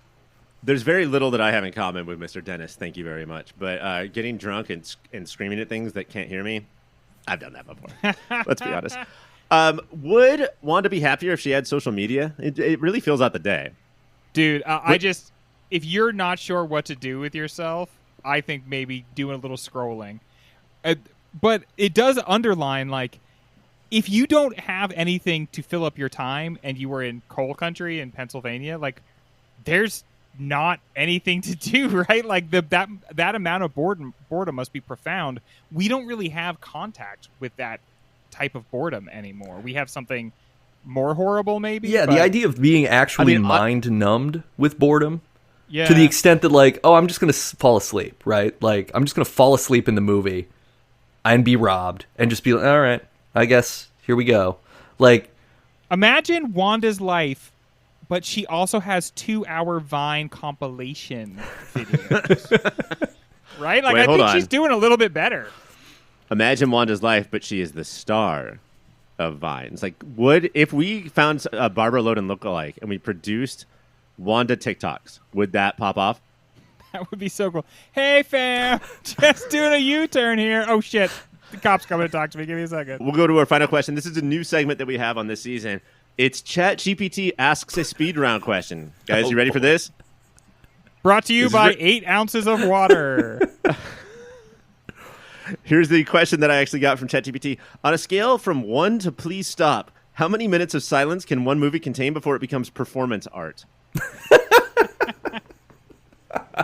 I'm going to say 2 hours. More than 2 hours of pure silence. Then you're like Andy Warhol video of the front of the building for 24 hours. Which this movie's less than 2 hours, so it didn't even come close. yeah, I was gonna go to what John Cage is, however that long that song is. 4:44. Yeah, that's the one. That's how long. That it is performance art at that point. I love that reference. God, it's such a classic. ChatGPT, like, not a fan of Wanda. Just, it came right out of the gate as, like, this movie sucks. So continue using AI, folks, if you want to. If you want to hate on movies like this. We have to take a break. We are, the game is so close. Right now, it is 29-32. We're going to take a break and give some awards out. That's going to seal the deal. That's right, Macklemore. It's time for awards and recommendations. We're going to start off, Greg, and you've talked about multiple times how this might be a toughie, musical moment. Okay, here's what's brilliant about this movie. It really makes you, like, earn things. So I think the first time you ever hear music, Wanda is just looking for a place to nap, I think, and she goes into a movie theater. She is looking for some escape, and so she does the best thing you can do, which is go to escape into a movie. And it's a Spanish language, I assume Mexican, but I don't know, Spanish language movie. And the guy is singing, like, a song that contains the lyrics Ave Maria, but the way he sings it reminds me so much of the very end of Mulholland Drive when the singer comes out and performs Yes, the Ya Llorona song. exactly. Yeah. And honestly, Club like Silencio. in Mulholland Drive, there's a lot of like what's real and and like there's also in this that same like I don't know. There's not the what's real and what's not, but there is very much that feeling that like she has died functionally and that everything we're seeing is like it's not, you don't think that's actually what's happening, but that seems to be where we're going. When this song comes though, it is a burst of bright, beautiful sound, and you don't realize how much like you are watching a movie and you were looking for that release. You wanted that beauty, and you're not getting it in this movie, but you're getting it in the movie. And you like, I don't know, I was like a moth to it or something. I was like just drawn to it. I know it's so hard Yeah. because it's clearly her saying like, "Is this the movie you wanted?" And so much of the audience was like, "Well, yes, ma'am." Like, look at that. That's At colors least for and right loud. now, kind of, maybe. I'm sorry. And I know I do feel terrible. Literally what I was going to bring up too. I think it's the most important musical moment. So I recognize I might not get any points for this, but it reminded me of Club Silencio and Mulholland Drive. There's this feeling of almost even a Jacob's Ladder situation where it's like maybe she just dies in the theater. Yeah. And everything that happens afterwards is this weird unraveling of all of that.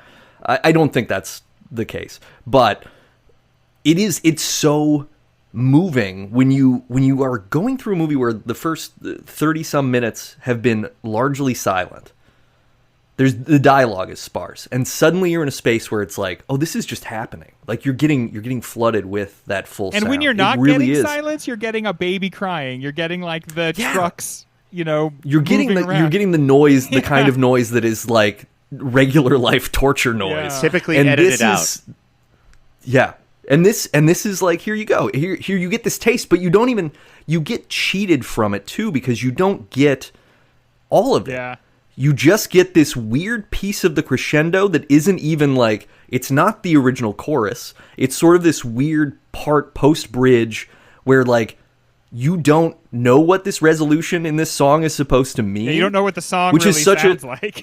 Yeah, it's weird because it's like, if you're going to do Name That Tune, you get some of the opening of the song usually, or some of the iconic part. And this is like, you missed it too. Fuck off. Like, you're not even we're going to give you song, but we're not giving you Yeah. song. Now, Nate on this show doesn't really believe that she died in the movie theater, but Nate69420 on Reddit, I think, should definitely go on and pitch that theory because that'll do Absolutely. numbers, Oh. bro. That'll do numbers. I'm already doing it. You know that subreddit of Wanda is popping off all day and all night. Honestly, I think that was really great, guys. So I'm going to give you both points, even though Greg went first. But you know how much I hate conversations about how movies are in conversation with each other. So minus 10 points for both of you. Let's go to Great. Nate for fashion choice. This movie has some doozies, most of them thrown out of a window. Nate, where are you going to go? I'm going to go with, because we've talked about the end of the 60s thing and the weird in-betweenness of 1970. She wears a white flowery head wrap sort of thing at a certain point that cries flower child. It feels very hippie, but it also feels washed in this kind of bridal / baptismal way that seems like it's this like, okay, you're getting gussied up for the ending. Like we're letting you recreate yourself. We're giving you an auspice of beauty. And also this thing that sort of feels like it's like, hey, you're in control, but she's still not in control. And I just thought it was very interesting that considering that her hair is a constant sort of nuisance to her throughout the film, we get this moment near the end where she seems like she's got it under control. And it also resembles something that you would like have at a funeral, like that. Yeah, that wreath thing. It's very wedding or funeral sort of veiled energy. I honestly don't know because I don't know Loden that much, and I don't know the 70s fashion that much, but I couldn't tell if it was, oh, damn, she looks good, or if it was a joke. Like I was right in the middle because it sort of looks like something like you put on a horse at Easter. Yeah. But also, I think is that yeah, what women no, it wore? looks, I think it's supposed to look stylish at first and then cheap over time. And I think it's also supposed to look like, obviously, it has filtered into commercialism from hippie culture. And it is also, because it's like purely white and cheap looking, it's like been completely commodified, and all its like life has It's been been sort of, like, whitewashed. sucked out of it. Yeah, and so I think it like sort of works perfectly for. And regardless of whether it was supposed to be a satire or not, it's something that Mr. Dennis accepts because of how absolutely like absurdly feminine it is. Yeah. If it was anything like pants, it's going out the window. But because that is so clearly something only a woman would wear, I will accept it. Greg, what do you got? I'm gonna go with the outfit that she comes out of Woolworth in, which includes that white hat, but also includes the yellow pants. And Mr. Dennis goes, "I told you to get a dress," and she goes, "I did get a dress," and she holds up like the bag that has a dress in it, and he's like, "Well, get in the back and change." And how more on the nose could it be that he's like, you have to, not only do you have to get the dress, you're only allowed to wear the dress, because when you're Right. with me, you're only going to be like as feminine as you possibly can be. Meanwhile, the pants are like so fun, and she obviously likes them. Like, she's Yeah. excited to see them. And this is one of the moments that confused me a little bit, because she comes out to like present herself to him, and she's so genuinely excited, you know? And so I just want to say through the movie, Wanda, I like your yellow pants, and I think you did a good job selecting your outfit. That's her most like presenting herself as a daughter trying to please her father sort of energy too. Like, look, don't I look great? Don't I look ready to go? And he's like, no, you look terrible. Get out of here. We're going to the Goodwill That's drop what she box. really sees in Mr. Dennis. We know exactly what her dad is like, and And there's once she puts on that dress too is when he pulls her close and does what he considers romantic, which is put his hand in between her legs. But like that's the first time that he shows any like outward affection to her. Like, I will deign to do this for you. and it so weirdly feels like you're watching someone get molested. Like that, for that, sure. that has the like worst energy to it. That point's gonna go to Nate. That flower hat, I will never forget. Cringiest moment, Greg. This is a movie with a lot, but like I don't know if they were subtle or outwardly or on purpose. Where are we going here? At one point, she needs to brush her hair, and she says to Mr. Dennis, right after she meets him, "Can I borrow a comb?" What? In what world can you borrow a comb? No, don't do that. Don't ask a strange man for a comb. Do you also want a Q-tip I just used? Like, what are we doing here? Yeah, that was like very upsetting to me. Obviously, all the anti-feminist stuff as well, but the comb thing, what the hell? Nate? Yeah, I mean, I got to go back to the him moving his hand between her thighs in the car, because it's like it has a just incredibly creepy momentum to it, that it's not like it's not trying to go from knee down. It sort of like goes in the middle, and it's kind of wiggling around and going up, and it just feels so gross because it seems self-aware. Like he's recognized, like, I probably shouldn't do this, and you can kind of see that in his hand, and then it goes back anyway. Well, his hand is And a there's little this just mouth obvious thing decision where it's like, I'm gonna do this. But also the way that Mr. Dennis operates is like you could hear him thinking, "This is for her. I bet she enjoys this." Like, buddy. Yeah. Yeah. Okay, believe it or not, that's cringy as hell. But I'm gonna give it to Greg because, man, No, the comb is really your weird. comb is full of. The so only much reason I DNA. could excuse it is it reminded me that, like, there was a time when men just carried combs around. So you would be like, "Oh, can I borrow your comb? Because you have one, right?" Like greasers used to just like flick that Oh, yeah. switchblade comb open and yeah. Classic push it greaser back. move. Like we don't carry combs anymore. I got a comb right here. I got your It's comb a right here. It's a 5-pronged comb. A little bit of spit. That thing is a comb. You have a All right, fox comb, you fool. right. You motley fool. I think that we're going to save director for last. So let's go for pound performance. We have two actors. We've got a bevy of people who have never acted before. Nate, pound for pound performance. Where are we going? I mean, I have to give it to Barbara Loden, right? Like, you wrote and are directing yourself in a movie for the first time, and you managed to do this performance, which is quiet and constantly desperate. This might be Like, like the there best is- performance we've ever had in a movie. This is like something different than like conventional The- acting. you feel uncomfortable watching this because it's so effective, not because she's ever off the mark. Like, she's just always perfectly seeming like, okay, everything is falling apart, or has already fallen apart. I am floating. And to sell that, like, I don't, because we all, like, all of us spend our life, like, we're doing this, right? We're doing a podcast. We're pretending agency constantly. We're talking like anything we are doing or thinking or feeling matters. She presents a person who is devoid of that notion, like, and believably so. Not in a way where it's like, oh, wow, she's an Eeyore. It's like, no, she's fucking me lots of the time when I'm not talking to the people, right? Like, it's Pauline Kael amazing. famously It's really wrote beautiful about how like this movie doesn't really work because of what an ignorant slut she is. And I can see after 10 minutes of watching this movie for the first time where you're like, oh, this person's dumb and this is a comedy. Like, this is Lloyd Christmas. Like, this is Joey Tribbiani. But what she does, how she commits to this thing, where like, I'm not going to have huge revelations. I'm not going to have huge arcs. I'm going to just be this person all the way through until you have no choice but to like sort of not think. I don't think that she is dumb or a slut by the end of the first watch. I think that she is just like, I guess, pitiable, but also so relatable. You know, having gone through none of these trials and tribulations that she has, I am there with her every step of the way. Sometimes she's like, how come to me? She's like, Ryan, how come there was only one set of footsteps this entire time? I was like, Wanda, Barbara, I was carrying both of you on the sand. I think that's pretty impressive.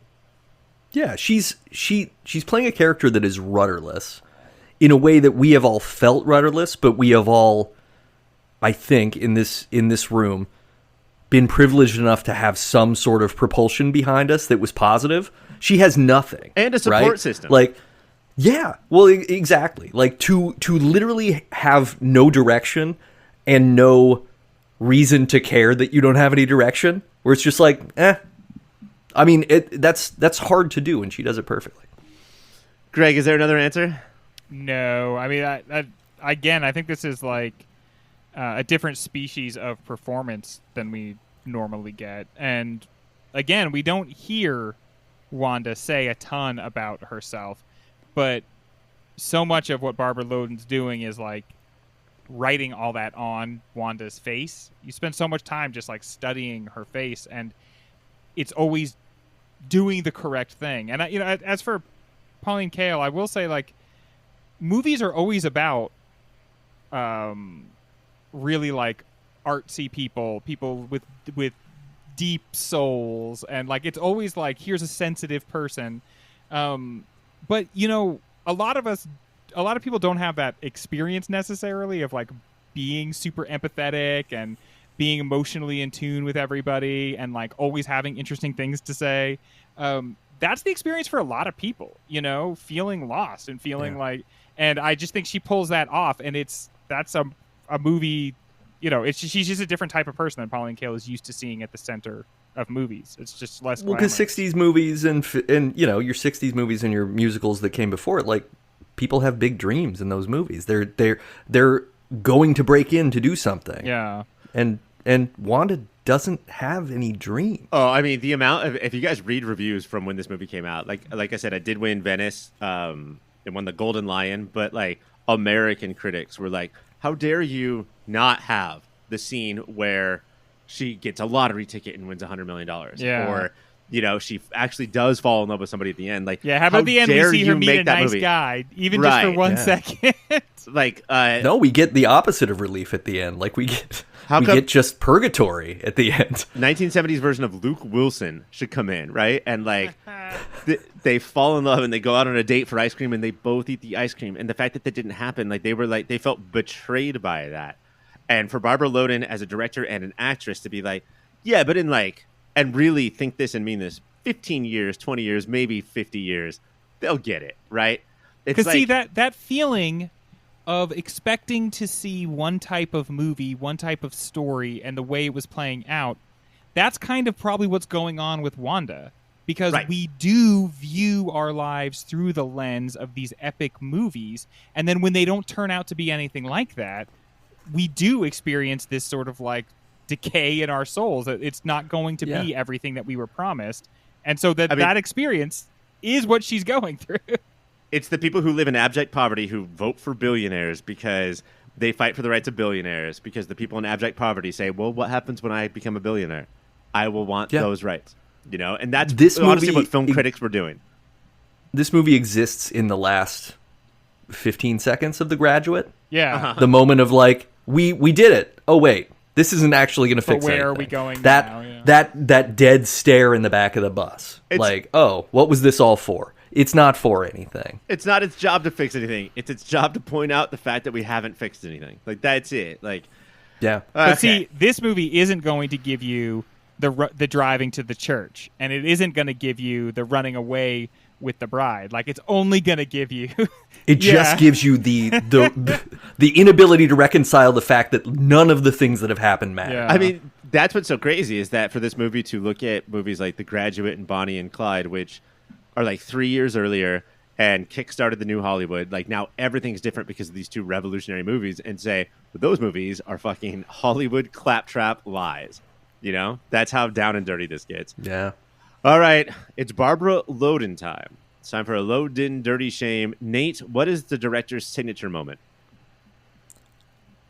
I mean, I got to talk about, I brought this up earlier, but it's just the way that she is constantly framing herself small in every shot. She's in Do you have a favorite the of far those, back though? corner on the bus.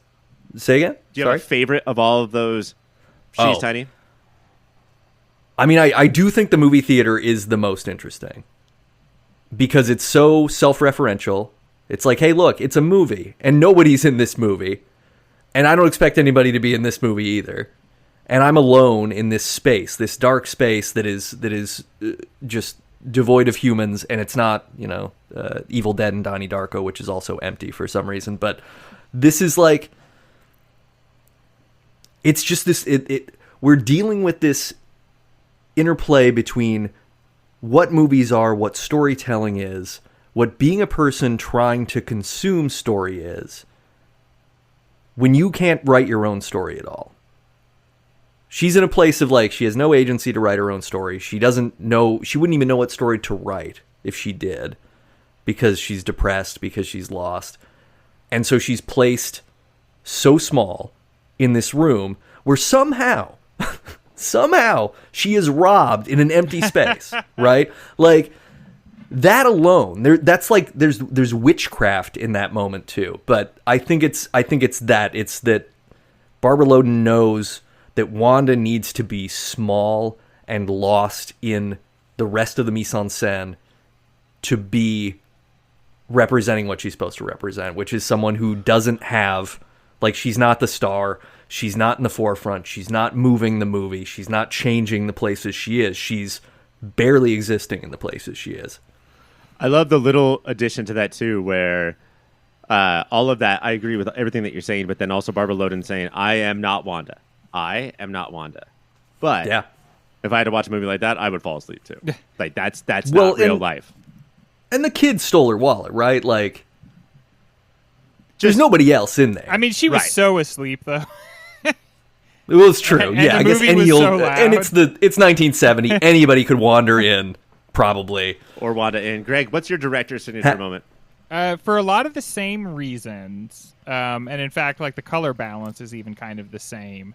I'm going to go with the slow walk from the sister's house through the obliterated hills that are just now mounds of dirt. And that scene is what gets you on the pace of the movie. And it also is like, if the whole movie were just that minute of her walking through, I think you would get most of what the movie is trying to say just by watching that little figure. She's in a complete wasteland. We can't really figure out where she's going, and it's not even clear where she has come from. She seems lost among the overturned earth and the machinery, and it's just the desolation that you see there. It reminds me of the way the area between New Jersey and Manhattan is described in Great Gatsby, or like in the poem The Wasteland. Right. Just like an absolute barren, blighted, And it's the like flyover bridge. Yeah, and then she is this ghostly figure gliding across it. I think that's. Go ahead. Sorry. I was gonna say, like, and if that sounds romantic, they found a way to like rob the last of that romance out of it. You know, if you're like imagining like a ghostly figure on the Scottish moors, it's not that. I think that like this is another case of where so many independent directors of slow cinema learn the wrong lessons. Where like if we make it slow, we make it then it will be good, right? We'll be appreciated like Wanda was, and that's not the case here because Wanda is so meticulously made, and every decision is so perfectly cast. And this one is like, one, we get to see the thing that both of you were talking about, that Wanda is disappearing from her life right from the get-go. But two, look at this background. Like, take this in. You have nothing but time right now to realize the kind of world that she comes from and how it is not yours. You know? I'm going to give that one to Greg. Yeah, it's a good point to bring up kind of the Scottish Moors thing too, because there's no adornment to it. Yeah. Like you would get mist. You would get some sort of sort of dramatic design, right? And what we get is like, no, it's just gray. Yeah. You get the texture of coal. You get gray. You get a car moving by her. There's no plant life. Someone who doesn't deign to stop to offer her a ride. And you don't have any concept of where she's going until you realize, oh, she's really late for this custody hearing about her. Growing up in somewhere like that has a coal mine, like we've talked about before, like you don't get to get away clean. You will be dirty inside and out forever. You know, like that's just going to follow you. I think Zoolander is really Derek Zoolander is really the only one that ever got totally free of coal country. You know, and good for him. You know. Let's get away from things like coal and steel and just to blue steel. That's what we need to market. Let's get to recommendations. I've got two, which I can do because I'm going first. My first one was A Separation, which is an Iranian movie by Asghar Farhadi. Mm-hmm. And it is about a man and woman, like just like all of us, just a couple. And then it mostly focuses on her, although he is definitely a co-lead. And how they want to do a thing that should be normal, just like breaking up, getting a divorce. But the way that their situation, their country is set up, it is the most impossible thing. And basically the reasons are, you're a piece of shit if you do this. You know, like, we're going to judge the hell out of you from like a bureaucratic way that like you are a pariah for doing this. I can't believe how compelling a movie like with that like premise could be, but A Separation is an incredible movie. The other one I want to recommend, I stole from Anna Bachman Rogers, who wrote the book Still Life, which is a complete breakdown of Wanda and Barbara Loden's career and life. And that movie is Wendy and Lucy. Wendy and Lucy is a movie starring Michelle Williams, and sort of like her bridge from Dawson's Creek to becoming like our favorite actress of all time. And it's about this person who has nothing, by choice or by not, we don't know, but like she doesn't have any money in her wallet. She is just like going from place to place trying to figure out how life works. The only thing she has is a dog named Lucy, and Lucy gets lost and she has to try and figure it out. But it shows how hard things are to figure out when you have nothing. Like, it's real. You want a hat, you buy a hat if you can buy a hat. But if you want a hat and you don't have that, or if you want to call an Uber, or if you want to get a pizza or whatever, like if you have nothing, it's really hard out there, and nobody's really there to like make it easier.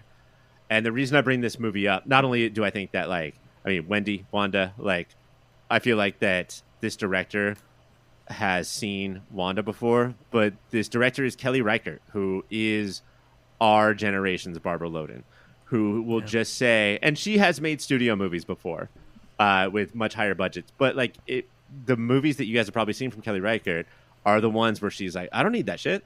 I don't need your fucking plot. I don't need your like explosions. I am going to tell the tale of these characters as slow as their journey dictates. And so that's why we get excited for a Reichardt movie, is because we get a little bit more Loden than we've ever had before. Nate, what do you got?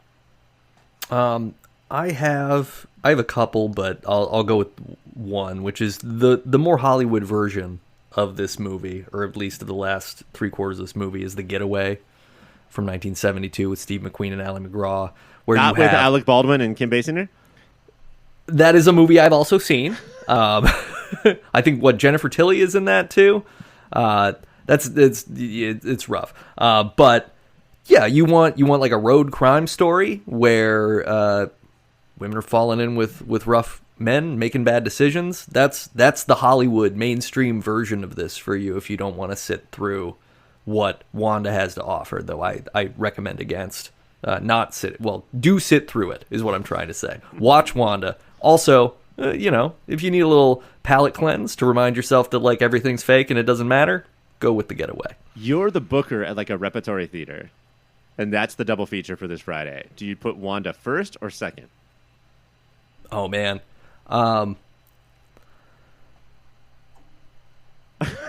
Shit, you put Wanda second. You put Wanda second because the diehards will stay.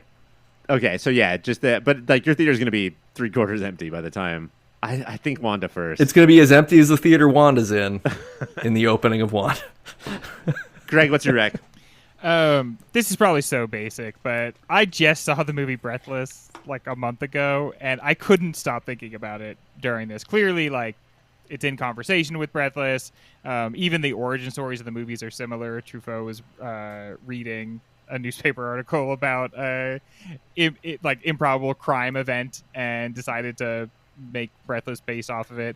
It's very much the same feeling, in the way that Wanda feels like they kind of like stuff they passed on the road they might throw into the movie. Breathless is like kind of feels like it's being created as the movie is being filmed, and it's a weird crime thriller, but it's also very much like this intense focus on male-female relationships and like how weird they are, and the push and the pull and the sort of like the warring aspect of it, which I feel like we've gotten a little bit past. I don't know, but like where it's just an absolute kind of like almost fist fight all the time. The aspect ratio, the driving across the countryside, it feels like in every way they are similar movies. And also the crime is not anywhere close to like the spotlight or like whatever you put in the trailer is fine, but like that's not what the movie cares about. And it's not like sexy cool crime. It's like awkward and kind of terrible crime that like you just like all the sexiness is like stripped out of it, which I think is so refreshing in a way, because that's the true face of crime, is that it doesn't pay, Ryan. The Francois true face of crime. And I do think it's important to note that like whether it's Wanda in 71 or Breathless the decade before, there were hundreds of movies in both those years that disregarded all the rules of film, but only two are ones that we talk about. Usually you're doomed. Yeah. And it takes a true artist like Truffaut or Loden to like break them for a reason that gets to our core more than like a Hollywood movie would. So it's not just because they did things differently, right? All right, gentlemen. It's time to reveal the scores. I had a record-breaking for a host 17 points tonight. Well done. Congratulations. That's just awesome. Watched you guys, and when I thought on your face it looked like, oh, I should get a point, I gave myself a point, and that was 17 times. So thank you, gentlemen. I'm going to thank you for those points. That's honestly, that's probably pretty accurate. You said some insightful things tonight. Yeah. Nate, you had 35. Greg had 37. It was a 3-point lead for so long, and you got it down to 2, but that was it. What sort of moodies do we think are absolutely like guaranteed nominations for this movie? Biggest shithead. Oh man, Mr. Dennis. Yeah, that's a good. Could this movie sweep the Mr. Shit or the biggest shithead awards? Like, yeah, dude. Because honestly, that guy nominations? from early in the movie, even her jug-eared husband. I mean, come on, like that guy when he married Wanda, he should have thought to himself, well, one day she's obviously going to leave, right? She knows what she looks like. She can see what I look like. And that woman in the courthouse with the kids, was that the nanny? Was he like trying to marry his the girlfriend. babysitter? He's probably. Yeah, I think it was like the girlfriend that he's going to marry. He says they but- want to get married. I bet you anything he's been already seeing this lady, and that's. Oh yes. Yeah, I mean. And she's like the Wish version of Yes. Barbara Loden too, which because the first time I watched it, I was like, wait, is that her? Uh-huh. Like, oh no, it's She not her. silently holds the kids. She Yeah. literally says nothing, and she just holds the children. That's what he wants. The whole thing, like all we have, because we're all on this American dream track, is like all we have to make us happy is judge people that aren't on that track, and she has to go in front of a judge to literally be judged about how she's not. And I love Well, how and then she's her like, boss that fires her judges her too, right? Like everybody's just casting judgment for the first half an hour of the movie. if he wants the divorce, give him the divorce. But like, could we not like I know examine all the my rigmarole soul here? And I would say Best Actress nomination might be due for this movie. Yeah, Yeah, definitely. And there's a new award, Best Trip to Holy Land, USA. Is this Okay. movie a shoe-in, or do you think? I think it's a lock. Yeah.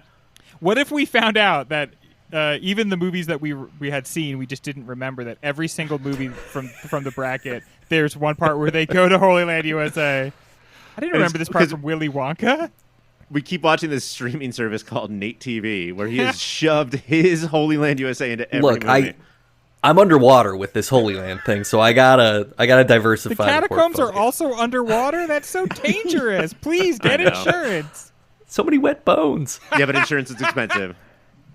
How much do you guys think a ticket was in 1970 to 25 cents, 50 cents? 50 cents. Maybe $1. Yeah, I'm gonna say Yeah, I 50 don't cents. know. Ryan, what's the answer?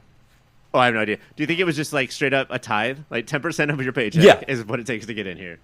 Oh, I figure whatever they charged, it was like, well, this goes to this. Half of this goes to God, and half of this goes to Holy Straight up to Land. God. I bet it's Yeah. not like an admission as much as it is like a recommended donation, and they look at you really hard.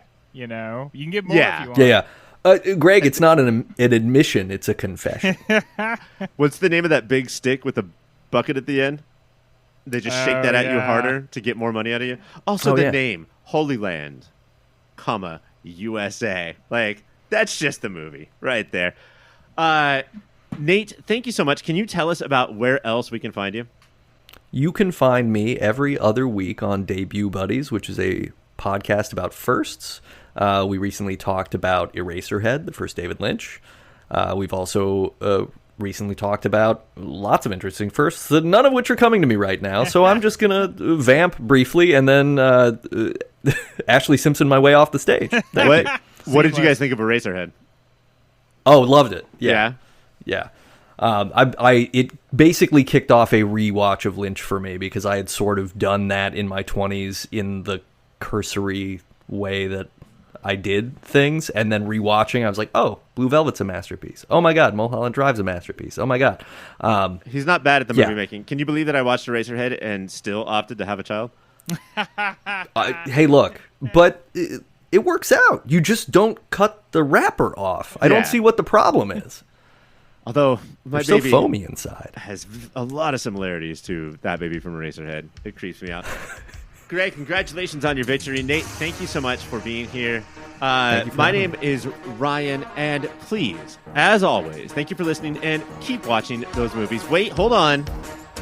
Goofy, tell me what you thought. Perfect cast.